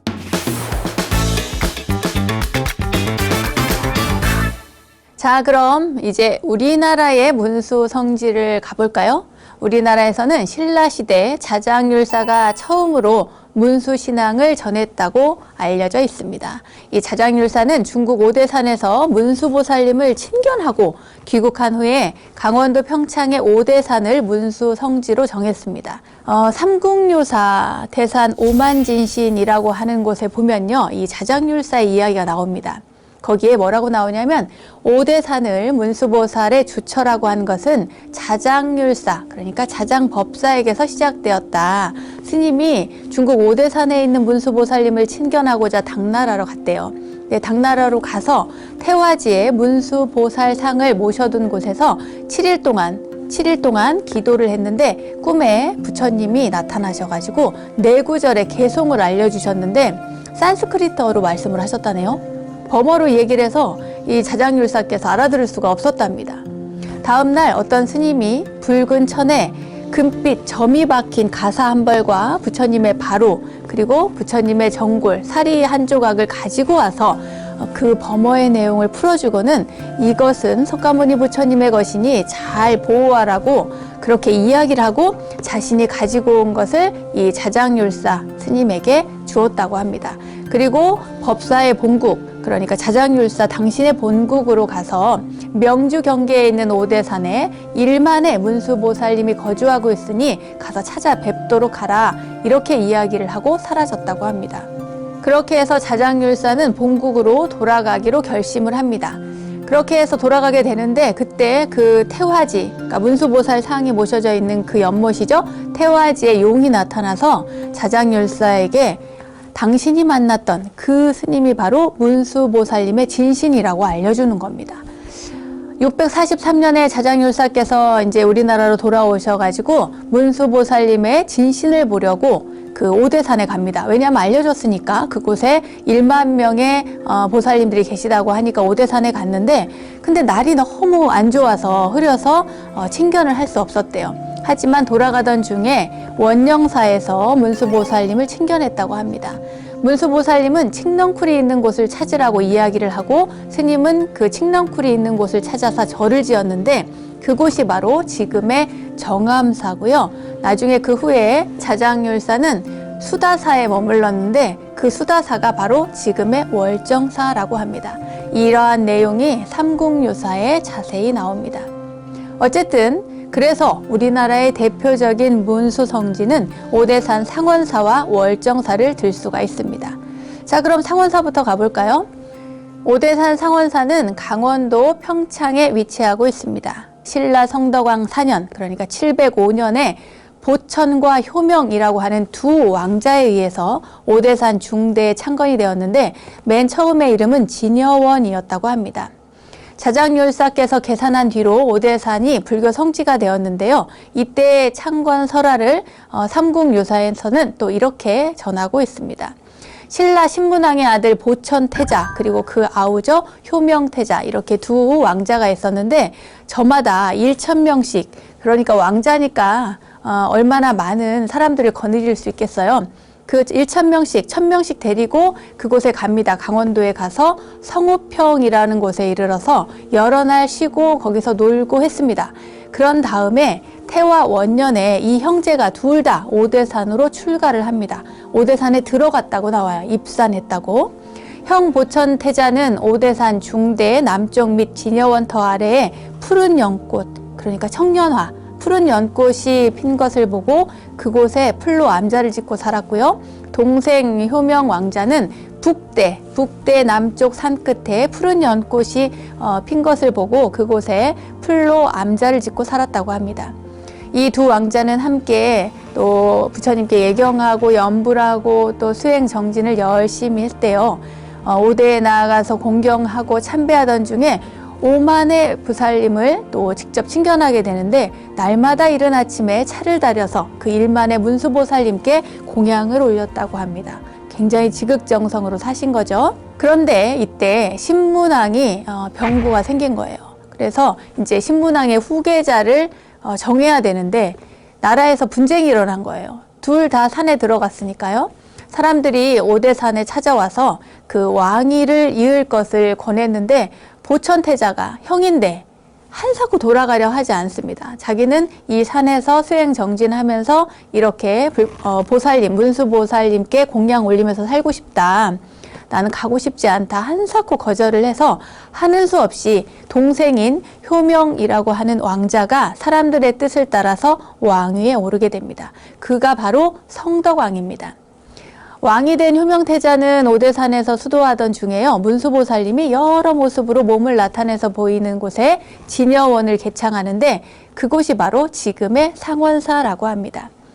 고려시대 때는 나홍스님의 제자라고 알려진 영로암 스님이 오대산을 유람하다가 이 터만 남은 상원사를 중창했다고 합니다. 이 고려 말부터 일기 시작한 척불정책, 그러니까 조선시대가 열리기 시작하면서 고려는 엄청 이렇게 패망의 길을 걷잖아요. 그러니까 불교가 굉장히 어려워진 겁니다. 상황이 탄압을 많이 받게 되는데 그때 불교는 아주 심한 박해를 받게 됐을 때 태종은 이 스님들의 도성 출입을 금지해요. 조선시대 때 태종, 여러분 조선시대에 얼마나 불교가 탄압됐는지 많이들 안 보시더군요. 다시 꼭 찾아서 보시기 바랍니다.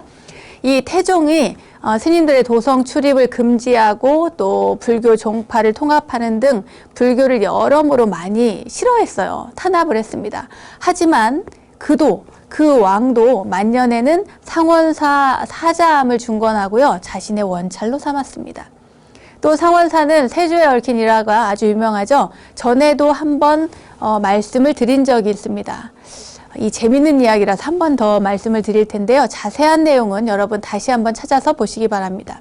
조카인 단종을 몰아내고 임금의 자리에 오른 세조가 이 피부병에 걸려서 아주 극심한 고통을 겪던 중에 상원사 계곡에서 목욕을 하는데 그때 등이 너무 씻고 싶은 거예요. 이렇게 보니까 동자가 있습니다. 그래서 동자를 불러서 이제 등을 좀 닦아달라고 해요. 그래서 등을 막 미는데 이렇게 동자를 보면서 임금이 얘기를 합니다. 어디 가서 동자 스님, 임금님 몸을 씻어주었다고 그런 얘기는 하지 마세요. 이렇게 이야기를 하니까 임금께서도 어디 가서 문수보살을 직접 보았다는 말은 하지 마세요. 이렇게 등을 빌면서 그 동자가 이야기를 했다잖아요. 그 문수 동자가 너무 신기한 겁니다. 그래서 뒤를 싹 봤는데 동자는 어디로 가고 이미 없는 거죠. 그 문수 동자의 모습을 기억해내서 세조가 그리게 한 겁니다. 화공에게 그리게 하고 그 그림을 표본으로 해서 나무를 조각해서 이 동자 상을 만드는데요. 그게 바로 목조 문수동자 좌상입니다. 현재 국보로 지정이 되어 있죠. 제221호입니다. 상원사 법당인 청량선원에 모셔져 있습니다. 다음에 상원사를 다시 찾은 세조는요, 또 한 번 이적을 경험하게 되는데 상원사 불전으로 올라가서 이제 예경을 하려고 했습니다. 그러니까 절에 갔으니까 부처님께 예경을 올리는 게 당연하겠죠? 그래서 법당에 가는데 고양이가 나타나서 이 절만 하려고 하면은 이 세조의 옷소매를 잡고 물고 늘어지는 겁니다. 그래서 절을 하려고 하면은 옷자락을 여기 물고 늘어지고 또 고양이를 내쫓으면 또 와가지고 절하려면 옷자락을 이렇게 물어 뜯는 거예요. 그래서 이상하게 여긴 거죠. 세조가 이상하게 생각이 딱 들어가지고 밖으로 딱 나와서 법당 안을 샅샅이 뒤져라 이렇게 이야기를 합니다. 그래서 뒤지다 보니까 거기에 탁자 밑에 자객이 숨어 있었던 거예요. 그러니까 고양이 덕에 목숨을 건지게 된 거죠. 세조가 너무 고마워서요. 이 상원사에 고양이 밭, 그러니까 묘전을 내렸다고 합니다. 저보다 부자네요. 고양이가 밭도 있고. 세조는 서울 가까이에서도 여러 곳에 이 묘전을 마련해서 고양이를 키웠는데 저기 유명한 강남 봉은사에도요. 묘전, 그러니까 고양이 밭으로 50경을 내려서 고양이를 키우는 비용으로 쓰게 했다고 합니다. 이런 일들을 겪은 세조는 그 뒤에 상원사를 다시 일으키고 소원을 비는 원찰로 삼았다고 합니다. 자, 그럼 이제 월정사로 가보죠. 오대산 월정사는 대한불교조계종 제4교구 본사로서 이 월정사를 품고 있는 오대산은 문수보살의 성산이라고 하죠. 중국의 오대산처럼 이 산 전체가 불교 성지라고 할 수 있습니다. 월정사는 자장율사에 의해서 신라 선덕여왕 12년 643년에 창건이 되었습니다. 이 자장율사는 중국으로 유학해서 산서성 오대산의 태화지에서 문수보살님을 친견하고 오셔가지고 이 우리나라에서도 신라에서도 오대산을 찾으라는 가르침을 받은 뒤에 이 오대산 월정사를 창건하게 되었습니다. 이 5대 중에 중대에 부처님의 사리를 모신 정멸보궁을 조성하게 되죠. 이 정멸보궁에 대해서는 나중에 다시 한번 소개를 해드리겠습니다. 월정사는 통일신라 말과 고려 초에는 구산 선문 가운데 하나죠. 강릉 사굴산문의 영향권에 들어가게 되는데 그러다가 고려 말에는 나홍 스님이 주석하시게 되고 또 조선 초에는 나홍 문도들에 의해서 불사도 하고 또 정비가 잘 되게 됩니다. 이후 조선 중기에 이르면 사명당이 주석하고 아시죠? 사명당이 누군지? 네. 또 조선왕실의 외사고 역사물 기록하는 그 외사고가 오대산에 들어오게 되면서 숭유 억불기에도 이 사세가 아주 번성하게 됩니다. 이로 인해서 이번에는 역으로 사굴산문의 본찰인 굴산사가 오대산의 영향권으로 또 편입하게 됩니다. 그러니까 주객이 전도됐다고 할 수 있겠죠. 어느 정도는. 이 월정사는 그리고 또 해방, 독립을 전후해서 종정을 4번이나 역임하신, 그때 당시에는 교정이라고 불렀죠. 이 하남 스님께서 주석하시면서 승가 5칙을 통한 청정한 승가의 기상을 만들게 됩니다. 쉽게 말해서요, 청규를 만들었다는 얘기입니다. 하지만 한국전쟁 일사후퇴 과정 중에 아군에 의해서 월정사를 비롯한 오대산의 많은 남자들이 전소되면서 오대산은 계산일에 가장 큰 타격을 입게 되죠. 그럼에도 화엄하게 대가이며 불교 경전은 물론이고 동양 사상 전반에 대해서 너무나 박학다식한 탄어 스님께서, 큰 스님께서 주석하시면서 이 월정사는 점차 또 자리를 다시 잡고 발전하게 됩니다. 상원사, 월정사에 대해서 소개를 해드렸는데요. 이곳뿐만 아니라 우리나라에는 문수성지가 더 있습니다. 대표적으로 울산 문수산에 문수사가 있습니다. 울산을 대표하는 산 중의 산이죠, 문수산. 이 문수산 중턱에는 1300여 년 전 신라 원성왕 때 연회국사에 의해서 창건된 전통사찰로 지정된 곳이 있습니다. 현재는 대한불교조계종 제15교구 본사인 통도사 말사인 문수사가 바로 그곳입니다. 문수사를 품고 있는 문수사는 신라와 고려시대 때는 영축산이라고 불렀어요. 또 조선 초에 와서는 문수산이라고 불렸고 또 일명 청량산으로도 불리고 있습니다. 왜냐하면 문수보살님이 계신 곳이니까요. 모두 다 이 문수보살님과 관련된 이름입니다. 문수산은 문수보살님이 살고 계신다는 영험한 산이죠. 네, 조선시대 때는 가뭄이 들면 여기에서 기우제를 지냈다는 기록도 있습니다. 이 문수사에는요, 일주문이나 금강문, 천왕문 이런 건 없고요. 오로지 이 문수보살님을 친견하기 위해서는 범종강 밑으로 들어가야만 경내로 드나들 수가 있는 유일한 문이라고 합니다. 삼국유사 제5권 연해도명 문수정 편에 보면 문수보살과 변제 천녀에 관한 이야기가 나옵니다. 여기에 따르면 연회라는 스님이 절에서 맨날 이렇게 묘법연화경을 열심히 읽으셨대요. 그때 연못에 있는 연꽃이 그 소리를 듣고 사시사철 시들지 않았다고 합니다. 묘법연화경이잖아요. 이 이야기가 이 원성왕의 귀에까지 들어가게 돼요. 그래서 이 원성왕이 이 연회 스님을 국사로 초빙을 하려고 모시려고 했습니다. 근데 이제 소문을 들은 이 연회 스님이 국사가 하기가 너무 싫은 거예요. 그래서 얼른 도망을 갑니다. 서쪽 고개 너머로 도망가는데 그때 고개를 넘자 밭을 가들던 한 노인이 스님을 부릅니다. 아유, 스님 어디 가시냐고, 어딜 이렇게 급히 가시냐고 물어요. 그러니까 스님께서 아니 나라에서 나한테 벼슬을 준다고 하니까 내가 도저히 거기에 매일 수가 없어서 피하려고 한다고 이야기를 합니다. 그러니까 이 노인이 하는 얘기가 아니 수고롭게 뭐하러 그렇게 멀리 갈 필요가 있냐고 이렇게 얘기를 해요. 그 말을 듣고 다시 오리쯤 더 갑니다. 그래도 나는 가야겠다. 여기 있다간 붙잡히겠다 싶어서 한참 간 거죠.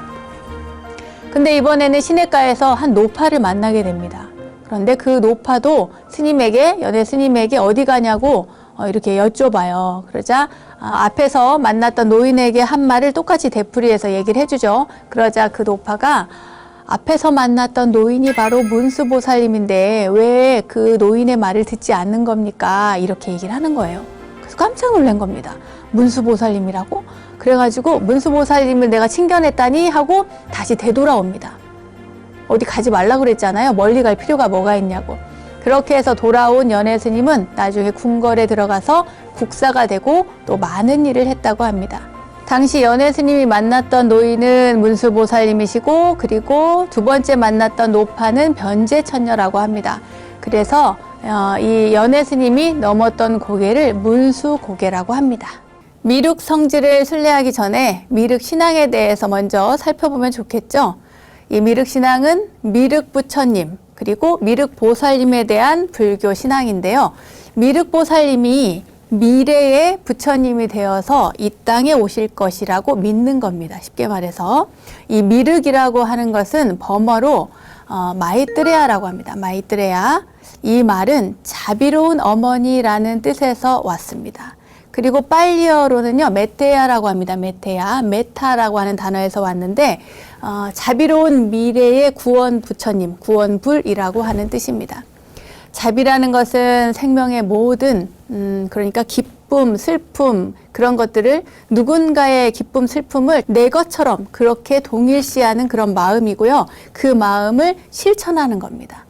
미륵 부처님은 석가모니 부처님이 열반하신 후에 56억 7천만 년 뒤에 이 투시타라고 하는 별에서요, 인간계로 하강을 해서 그리고 용화수 나무 아래에서 성불을 한다고 하십니다. 성불한 다음에는 세 차례에 걸쳐서 많은 종생을 제도하게 되는데 이 세 차례에 걸쳐서 그 설법을 한다고 해서 용화 3회 설법이라고 합니다. 용화수 나무 아래서 깨달음을 얻으셨으니까요. 비록 우리는 지금 현재 글쎄요, 여러분 말세에 살고 있다고 생각하십니까? 예, 말세에 살고 있다고 생각하시는 분들 많이 계실 겁니다. 우리가 말세에 살고 있다고는 하지만 미래에 이 세상에 이 땅에 오실 이 미륵 부처님을 믿고 부지런히 수행하여 미륵 부처님이 오셨을 때 우리도 그 자리에 있어야 될 거 아니에요? 그 용화 3회 설법 그 자리에 우리도 함께 참여해서 미륵 부처님의 설법을 듣고 또 제도를 받아야 한다는 것이 바로 미륵신앙의 핵심 골격입니다. 미륵신앙은 미륵보살님이 현재 머물고 있는 도솔천에 태어나기를 바라는 상생신앙, 그러니까 지금 현재 기다리고 계시대요. 저기 도솔천에서 다음에 이 땅에 오실 그 시간까지 천상의 천인들을 제도하고 계시는 거예요. 그런데 그곳에 태어나기를 바라는 그것을 상생신앙이라고 하고요. 또 미래에 오실 미륵 부처님의 구원을 이 땅에서 바라고 기도하고 수행하면서 갈망하는 그것이 바로 하생신앙입니다. 이 두 가지가 있어요. 이 미륵신앙이 의거하고 있는 경전 중에는 대표적으로 세 가지가 있습니다. 미륵삼부경이라고 하는데 미륵상생경, 미륵하생경, 그리고 미륵성불경이라고 하는 경전입니다. 모두 한역 경전입니다. 이 경전들에 의하면 미륵보살님은 원래 인도의 브라만 집안에 태어나서 석가모니 부처님의 가르침을 받다가 미래에 너는 성불할 거야. 이렇게 이야기를 듣습니다. 이것이 바로 수기죠. 그래서 미래에 성불할 거라는 수기를 받고 그 이후에 또 열심히 수행을 하고 나중에 도솔천에 가셨다고 하죠. 지금은 도솔천에서 아까도 말씀드린 것처럼 천인들을 교화하고 계시지만 석가모니 부처님이 인멸하신 뒤에 56억 7천만 년 뒤에 성불을 해서 이 땅에 오셔서 3회 설법을 하십니다. 이때 이제 3번 설법을 하는데 이 용화 3회에서 첫 번째는 96억의 중생을 제도하고 두 번째는 94억의 중생을 제도하고 세 번째는 92억의 중생을 제도한다고 합니다.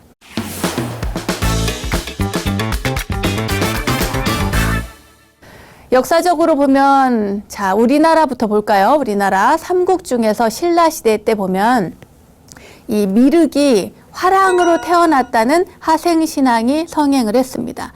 이건 아마도 그때 그 화랑제도가 있었거든요. 그래서 화랑들이 굉장히 뛰어난 집안의 귀족 집안의 자제들이 화랑이 되니까 이들이 모두 중요한 역할을 할 것이다. 이래서 미륵이 이렇게 화랑으로 태어났다라고 믿었습니다. 이런 신라의 경우는 그렇고요. 백제의 경우에는 미륵사를 창건한 그 창건 연기설화에도 나타나는데 미륵 삼존불이 연못 속에서 출현했다고 믿었습니다. 갑자기 그 넓은 연못 속에서 미륵 부처님과 양 옆에 협시보살님들이 함께 이렇게 출현했다고 믿었습니다. 자, 그럼 고구려 가볼까요? 고구려에서는요, 굉장히 뭐랄까, 감동적인 이야기가 있습니다. 뭐냐면, 돌아가신 어머니가 미륵 부처님이 오셨을 때 그 용화 3회 설법에 참석할 수 있도록 그 기원하고 기도하고 발언하면서 이 미륵 보살상, 미륵불상을 조성했다는 그런 기록이 있습니다. 감동적이죠? 효성이 지극한 마음이 가득 담겨 있습니다.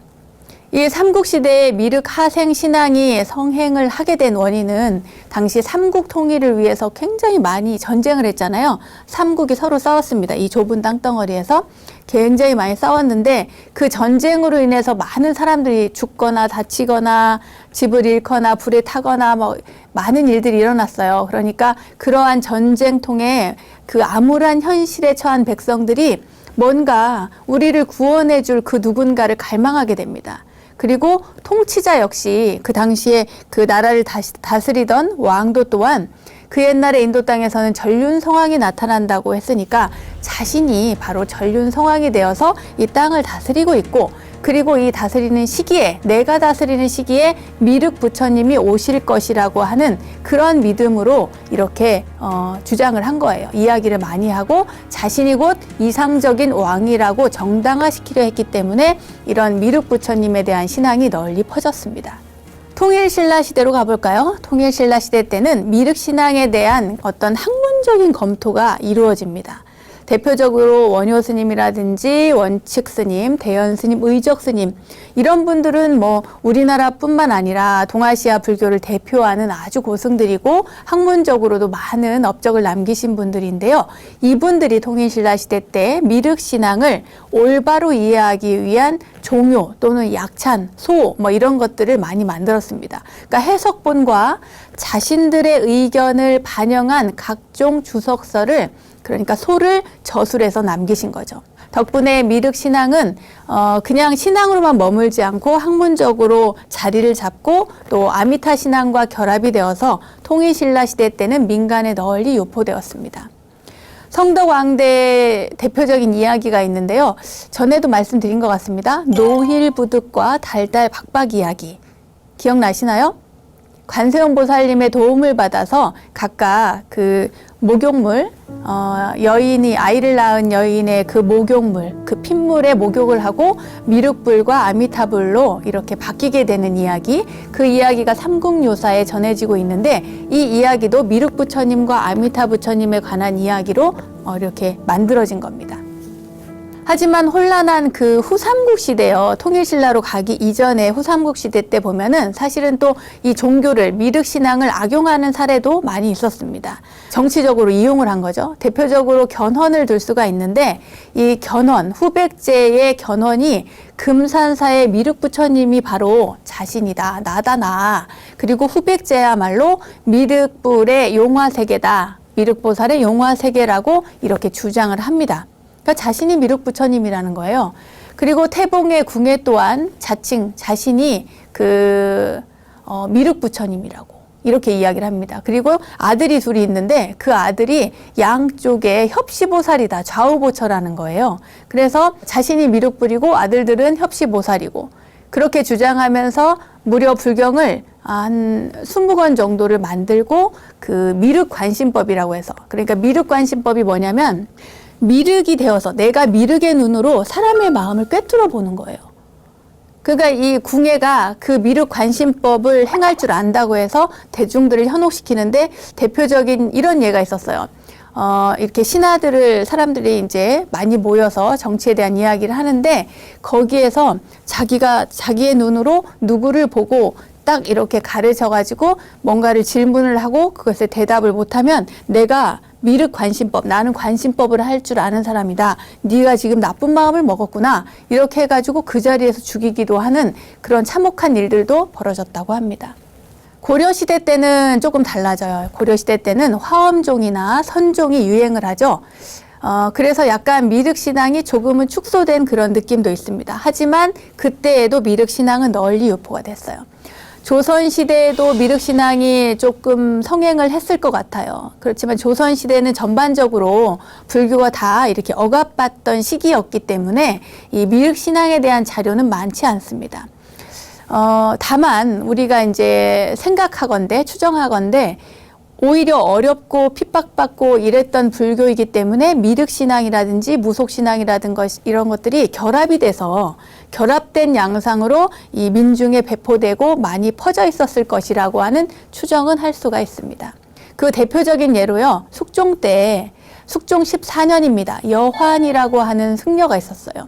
이 승려가 역모를 꾀합니다. 그러니까 이 여환이라고 하는 스님은 그 석가모니 부처님이 다하고 미륵 부처님이 오셔서 이 세상을 다스리게 될 것이라고 이야기를 하면서 그때 자기 아내, 그러니까 이때 이제 아내가 있었나 봐요. 이 여환에게 아내가 있었는데 아내가 그 무당이었대요. 그래서 그 아내가 용을 숭배를 하는데 이제 그 미륵 신앙과 용 신앙이 결합을 시켜요. 이렇게 결합이 되죠. 그런 다음에 용이 아들을 낳아서 자식을 낳아서 나라를 지배하게 되는데 나라를 지배하고는 있으나 대신에 흉년이 들어서 많은 백성들이 죽을 것이다. 그러니 이 나라를 바꿔야 된다라고 하는 주장을 펴니다. 그래서 하층민과 노비층을 결속해서 역모를 일으키죠. 이처럼 사람들이 그때 당시에는 이상사회를 바라는 하층민들의 불만, 이 불만들을 이용을 해요. 그리고 또 사회 전반적으로 이렇게 퍼져 있으니까 그것을 미륵신앙을 끌어들여서 이렇게 결합시켜가지고 역모를 꾀하기도 하고 나라를 뒤집을 이상사회를 만들려고 하는, 그러니까 좋게 말하면 이상사회를 만들려고 하는 것이고 안 좋게 말하면 이제 사회에 대한 불만을 이렇게 표출하게 된 것이죠. 이런 일들이 있었습니다. 이런 미륵신앙은 근대로 들어오면서 후천개벽 사상과 결합이 되어서 이렇게 말을 해도 되는지 모르겠습니다만 증산도 같은 그런 신흥 종교, 그런 종교의 이념적 토대가 되게 됩니다. 자, 그럼 미륵 성지로 한번 떠나볼까요? 우리나라에는 바로 3대 미륵 성지가 있습니다.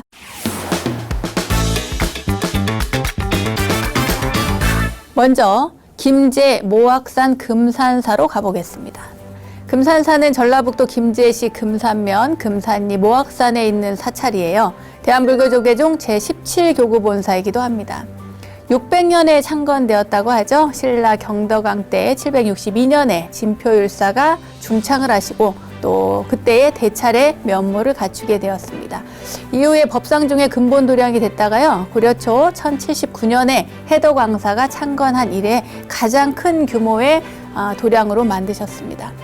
금산사 사적에 의하면 이 금산사는 백제법왕 1년 왕실 기원 사찰로 창건이 되었고요. 크게 부각된 것은 아까도 말씀드린 것처럼 신라 시대에 경덕왕 때 진표율사에 의해서 크게 중창된 것으로 기록되고 있습니다.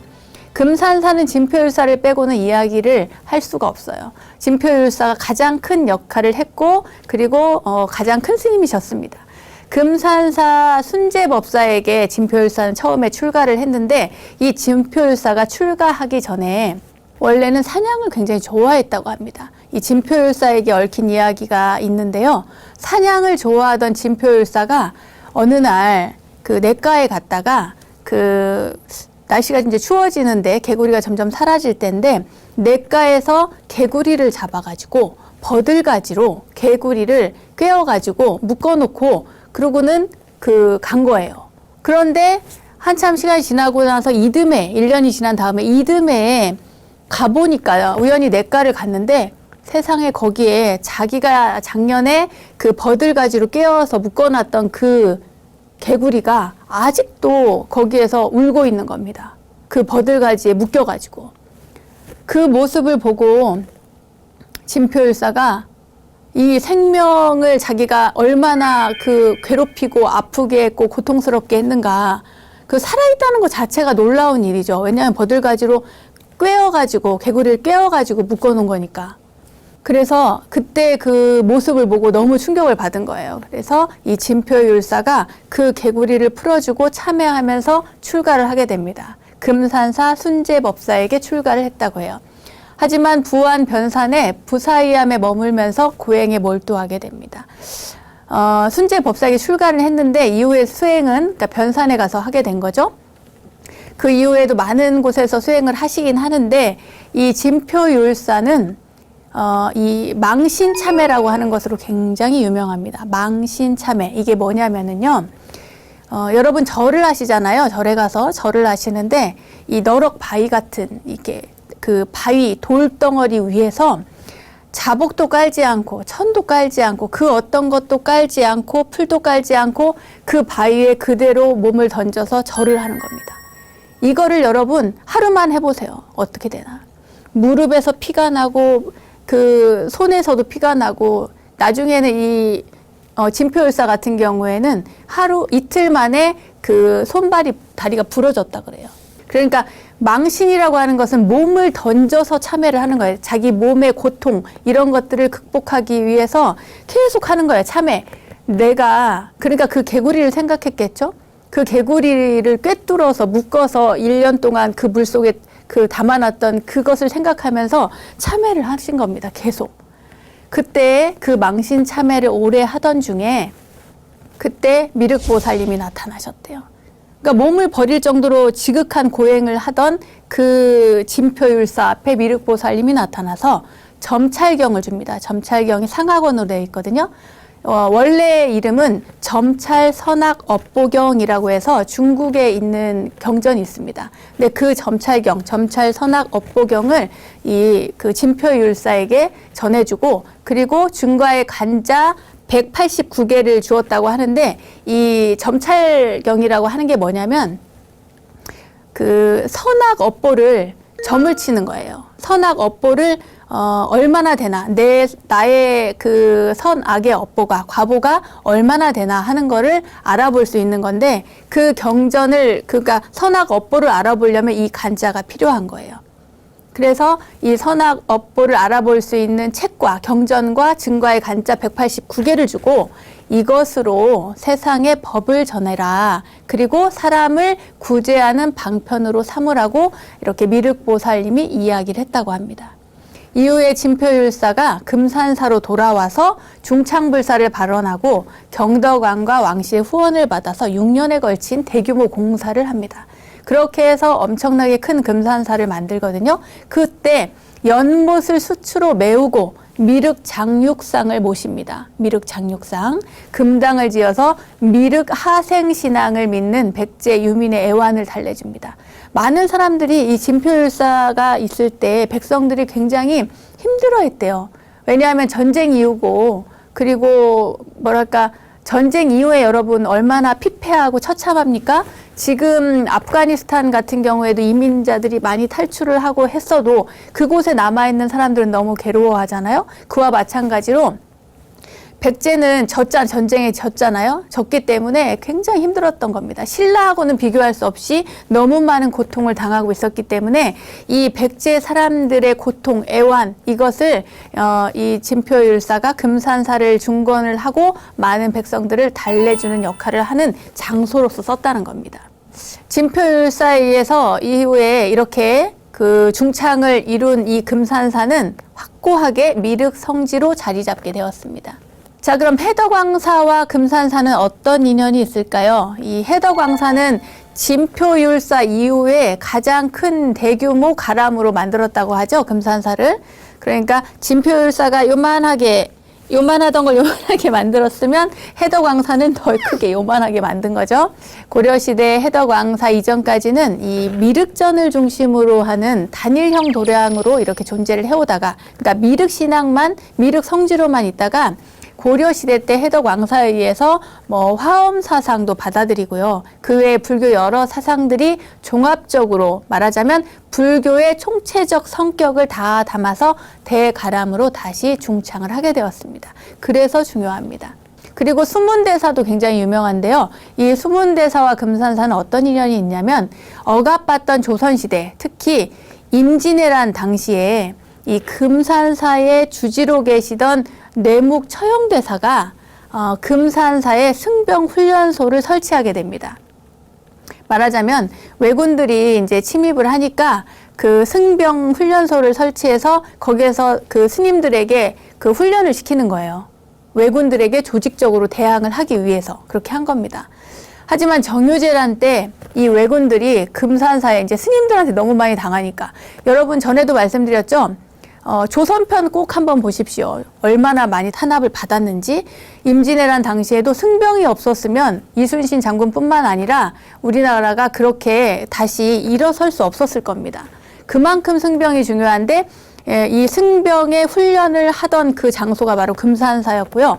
그 금산사에 이제 그 왜군들이 뭔가 이렇게 복수를 하려고 마음을 먹고 있었던가 봐요. 근데 정유재란 때 왜군들이 금산사에 들이닥쳐서 그 신라 해공왕 때 세워진 그 미륵전, 그리고 해덕왕사가 크게 중창했던 그 건물들, 이 전각들이 무려 86채나 되는데 그 전각들을 전부 다 불태워버리는 만행을 저질렀습니다. 진표율사가 봉안한 미륵 장육상 철제 대자를 빼고는 그러니까 모두 다 소시라는 그런 일이 벌어진 거죠. 그야말로 만행을 저지른 겁니다.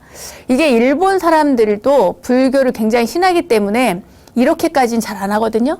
그런데 그 스님들 승병에 대한 원한이 굉장히 깊었던 거예요. 그러니까 여기를 이렇게까지 다 불태워버린 겁니다.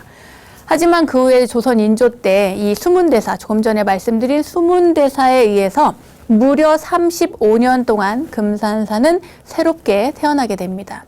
절의 본당이라고 할 수 있는 미륵전은 나무로 지어진 3층 건물로 각 층에는 대자보전, 그리고 용화지회, 그리고 미륵전 이렇게 그 현판이 다 붙어 있어요. 모두가 미륵부처님의 다른 표현들입니다. 국보 62호로 지정된 미륵전은 밖에서 보면 3층으로 되어 있습니다. 그러니까 멀리서 보면은 큰 이렇게 탑형식처럼 3층으로 되어 있는데 안에 들어가면 놀랍게도 하나입니다. 하나. 위에까지 빵 뚫려 있어요. 이렇게. 하나로 되어 있습니다. 아주 높은 공간에 거대한 불상이 정말 장엄하게 자리를 하고 있습니다. 자, 두 번째 미륵성지 보은 법주사로 가보겠습니다. 법주사의 개조로 알려진 의신 스님이 일찍이 불법을, 그러니까 도를 구하러 저 천축국 인도로 건너가서 그곳에서 경전을 가지고 귀국해서 나귀에 싣고 속리산으로 들어가서 553년, 그러니까 신라 진흥왕 14년에 절을 창건했다고 합니다. 이 절이 바로 법주사예요.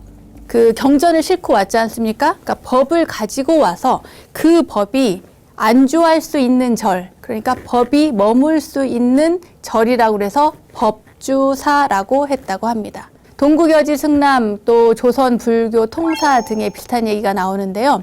신라 24대 또 진흥왕 14년에 당시 의신 스님, 의신이라고 불리던 스님이 천축국에서 공부를 마치고 이 노새에다가 불경을 싣고 귀국하셨다는 그런 이야기가 나옵니다. 이후에 스님께서는 후학을 양성할 목적으로 절을 또 지을 터를 찾아 헤매던 중에 그때 재밌는 얘기가 나오는데요. 스님께서 타고 이렇게 그 경전을 싣고 오던 그 노새가 갑자기 이 현재의 법주사 터에 이르러서 발걸음을 멈추고 울부짖더라는 겁니다. 안 가고. 그래서 이제 스님이 그 자리에 딱 멈춰서서 이렇게 산세를 둘러보니까 그 산세가 아주 수려하고 절을 지을 만한 곳이구나 이렇게 판단을 했다고 합니다. 그래서 이곳에 절을 짓게 되었다는 이야기가 나옵니다. 또한 노새 등에 싣고 다니던 그 경전, 바로 부처님의 법이 이곳에 머물렀다는 이유로 아까도 말씀드린 것처럼 절 이름을 법주사라고 했습니다. 이러한 법주사는 그 정신적 지주가 바로 미륵신앙에 있습니다. 이 미륵신앙은 해공왕 때 이 절에 중흥에 기여한 진표율사와 그의 제자인 영심 스님에 의한 것이라고 하는데요. 이 진표율사가 우리가 아까도 말씀드린 것처럼 금산사와 아주 인연이 깊잖아요. 금산사의 진표율사를 떼고는 말할 수 없을 정도로 그 금산사와 인연이 깊은데 이 진표율사께서 금산사를 떠나서 속리산으로 가게 됩니다. 그런데 그 가던 중에 소 있잖아요. 음매소, 그 소들이 진표율사 앞에 무릎을 꿇고 우는 겁니다. 그래서 너무 이상한 거예요. 그 밭을 갈던 그 농부가 이 소 주인이 소가 갑자기 스님을 보고 이렇게 무릎을 딱 꿇고는 우니까 너무 이상한 거예요. 그래가지고 도대체 이 소들이 왜 이러는 걸까요? 이 소들이 스님을 보고 왜 우는 겁니까? 이렇게 물어요. 그때 스님께서 그 진표율사께서 이 소들은 겉으로 보기에는 소니까 어리석다고 생각을 하지만 우리 인간의 생각으로는 이 소들이 굉장히 어리석다고 하지만 사실 속으로는 굉장히 현명하다. 그래서 내가 계법을 받고 또 불법을 소중히 여기는 것을 알고 또 무릎을 꿇고 이렇게 우는 거다. 그 존경과 그리고 자신의 어떤 뭔가 신세 이런 거에 대해서 모든 것이 포괄적으로 이 울음에 담겨 있었던 것이 아닌가 싶습니다. 이 말을 들은 이 소의 주인은 그러는 거예요. 이 사람도 굉장히 현명한 사람이었든지 아니 하물며 저런 축생도 소도 이처럼 신심이 있고 마음을 내는데 하물며 사람으로서 어찌 믿는 마음이 없겠습니까? 라고 하면서 갑자기 그 농사를 짓는 농부니까 낫이 있을 거 아니에요?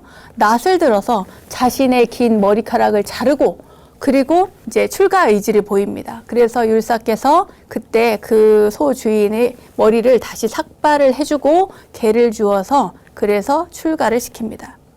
또 진표율사는 제자인 영심 스님으로 하여금 이 속리산에 잘 찾아보면 길상초가 자란 곳이 있을 거다 이렇게 이야기를 합니다. 길상초, 이 길상초가 뭐냐면요.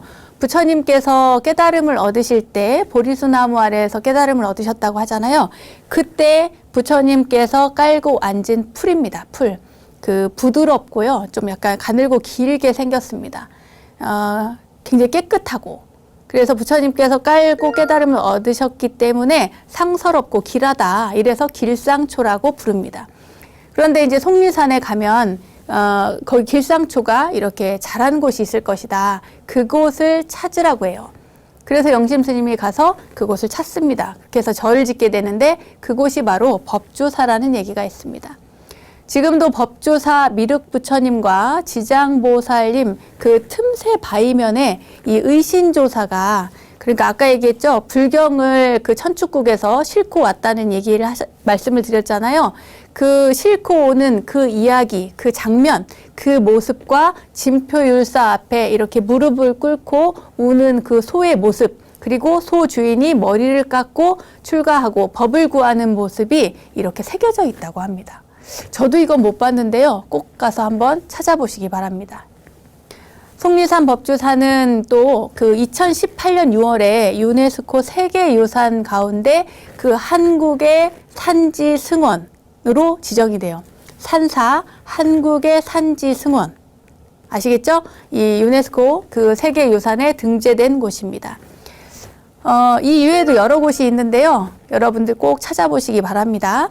다음은 미륵성지 세 번째 금강산 발현사입니다. 지난 시간에 발현사에 얽힌 이야기 여러분 해드렸죠? 떠올려 보시기 바랍니다. 발현사는 강원도 고산군 외금강면 금강산 미륵봉에 있었던 통일신라 시대의 진표율사가 창건한 절입니다. 발현암이라고도 하고요. 발현수라고도 합니다. 신라시대 때 진표율사가 지극한 참회를 통해서 아까 얘기했죠? 망신 참회. 그 참회를 통해서 미륵보살님으로부터 또 책자, 경전과 간자를 전수받았던 그 장소라고 합니다. 그러니까 금산사 저쪽에서 받았다는 얘기도 있고 또 이쪽에서 받았다는 얘기도 있고 아무튼 받았다는 것이 중요합니다. 미륵봉 동쪽에 험준한 계곡 아래에 이 발현이라는 곳이 있는데 주위에 바위 모양이 마치 그 바루 모양과 같다고 해서 이렇게 발현사라고 하는 바루에서 따온 이름이래요. 하는 이름이 붙었습니다. 절터의 동쪽에 높이 약 4m의 삼각형 바위가 있는데 거기에 발현이라는 글이 새겨져 있기 때문에 또 발현암이라고 부르기도 합니다. 옛날에 발현사 부근에 부처님의 모습을 새긴 큰 바위가 있어서 재미암이라고도 했다는데요. 전설에 의하면 진표율사의 어머니가 그 발현사에서 한 20여리 떨어진 곳에서 살았대요. 안세미골이라고 하는 그런 곳에서 살았는데 이 효성이 지극한 진표율사는 홀로 계시는 어머니를 위해서 매일 먹을 것을 조금이라도 마련해서 가져다 드리곤 했답니다. 그러니까 지난 시간의 이야기와 약간 유사하죠. 그런데 그렇게 지극정성으로 모시는데 감동한 그 부처님께서 이 바위에 구멍을 내고 하루에 한 대씩 쌀이 흘러내리게 했다는 그런 이야기가 있습니다. 그 때문에 이 바위 이름을 재미암이라고, 그러니까 쌀미자가 들어가겠죠? 그러니까 재미암이라고 부르게 되었다고도 합니다. 이제 여러 가지 설이 있습니다. 힘듦과 어려움 속에서도 우리가 살아가는 이유는 내일에 대한 희망이 있기 때문이겠죠? 지금 여기에서 하루하루 최선을 다해 내일을 준비하는 여러분이 되시길 바랍니다.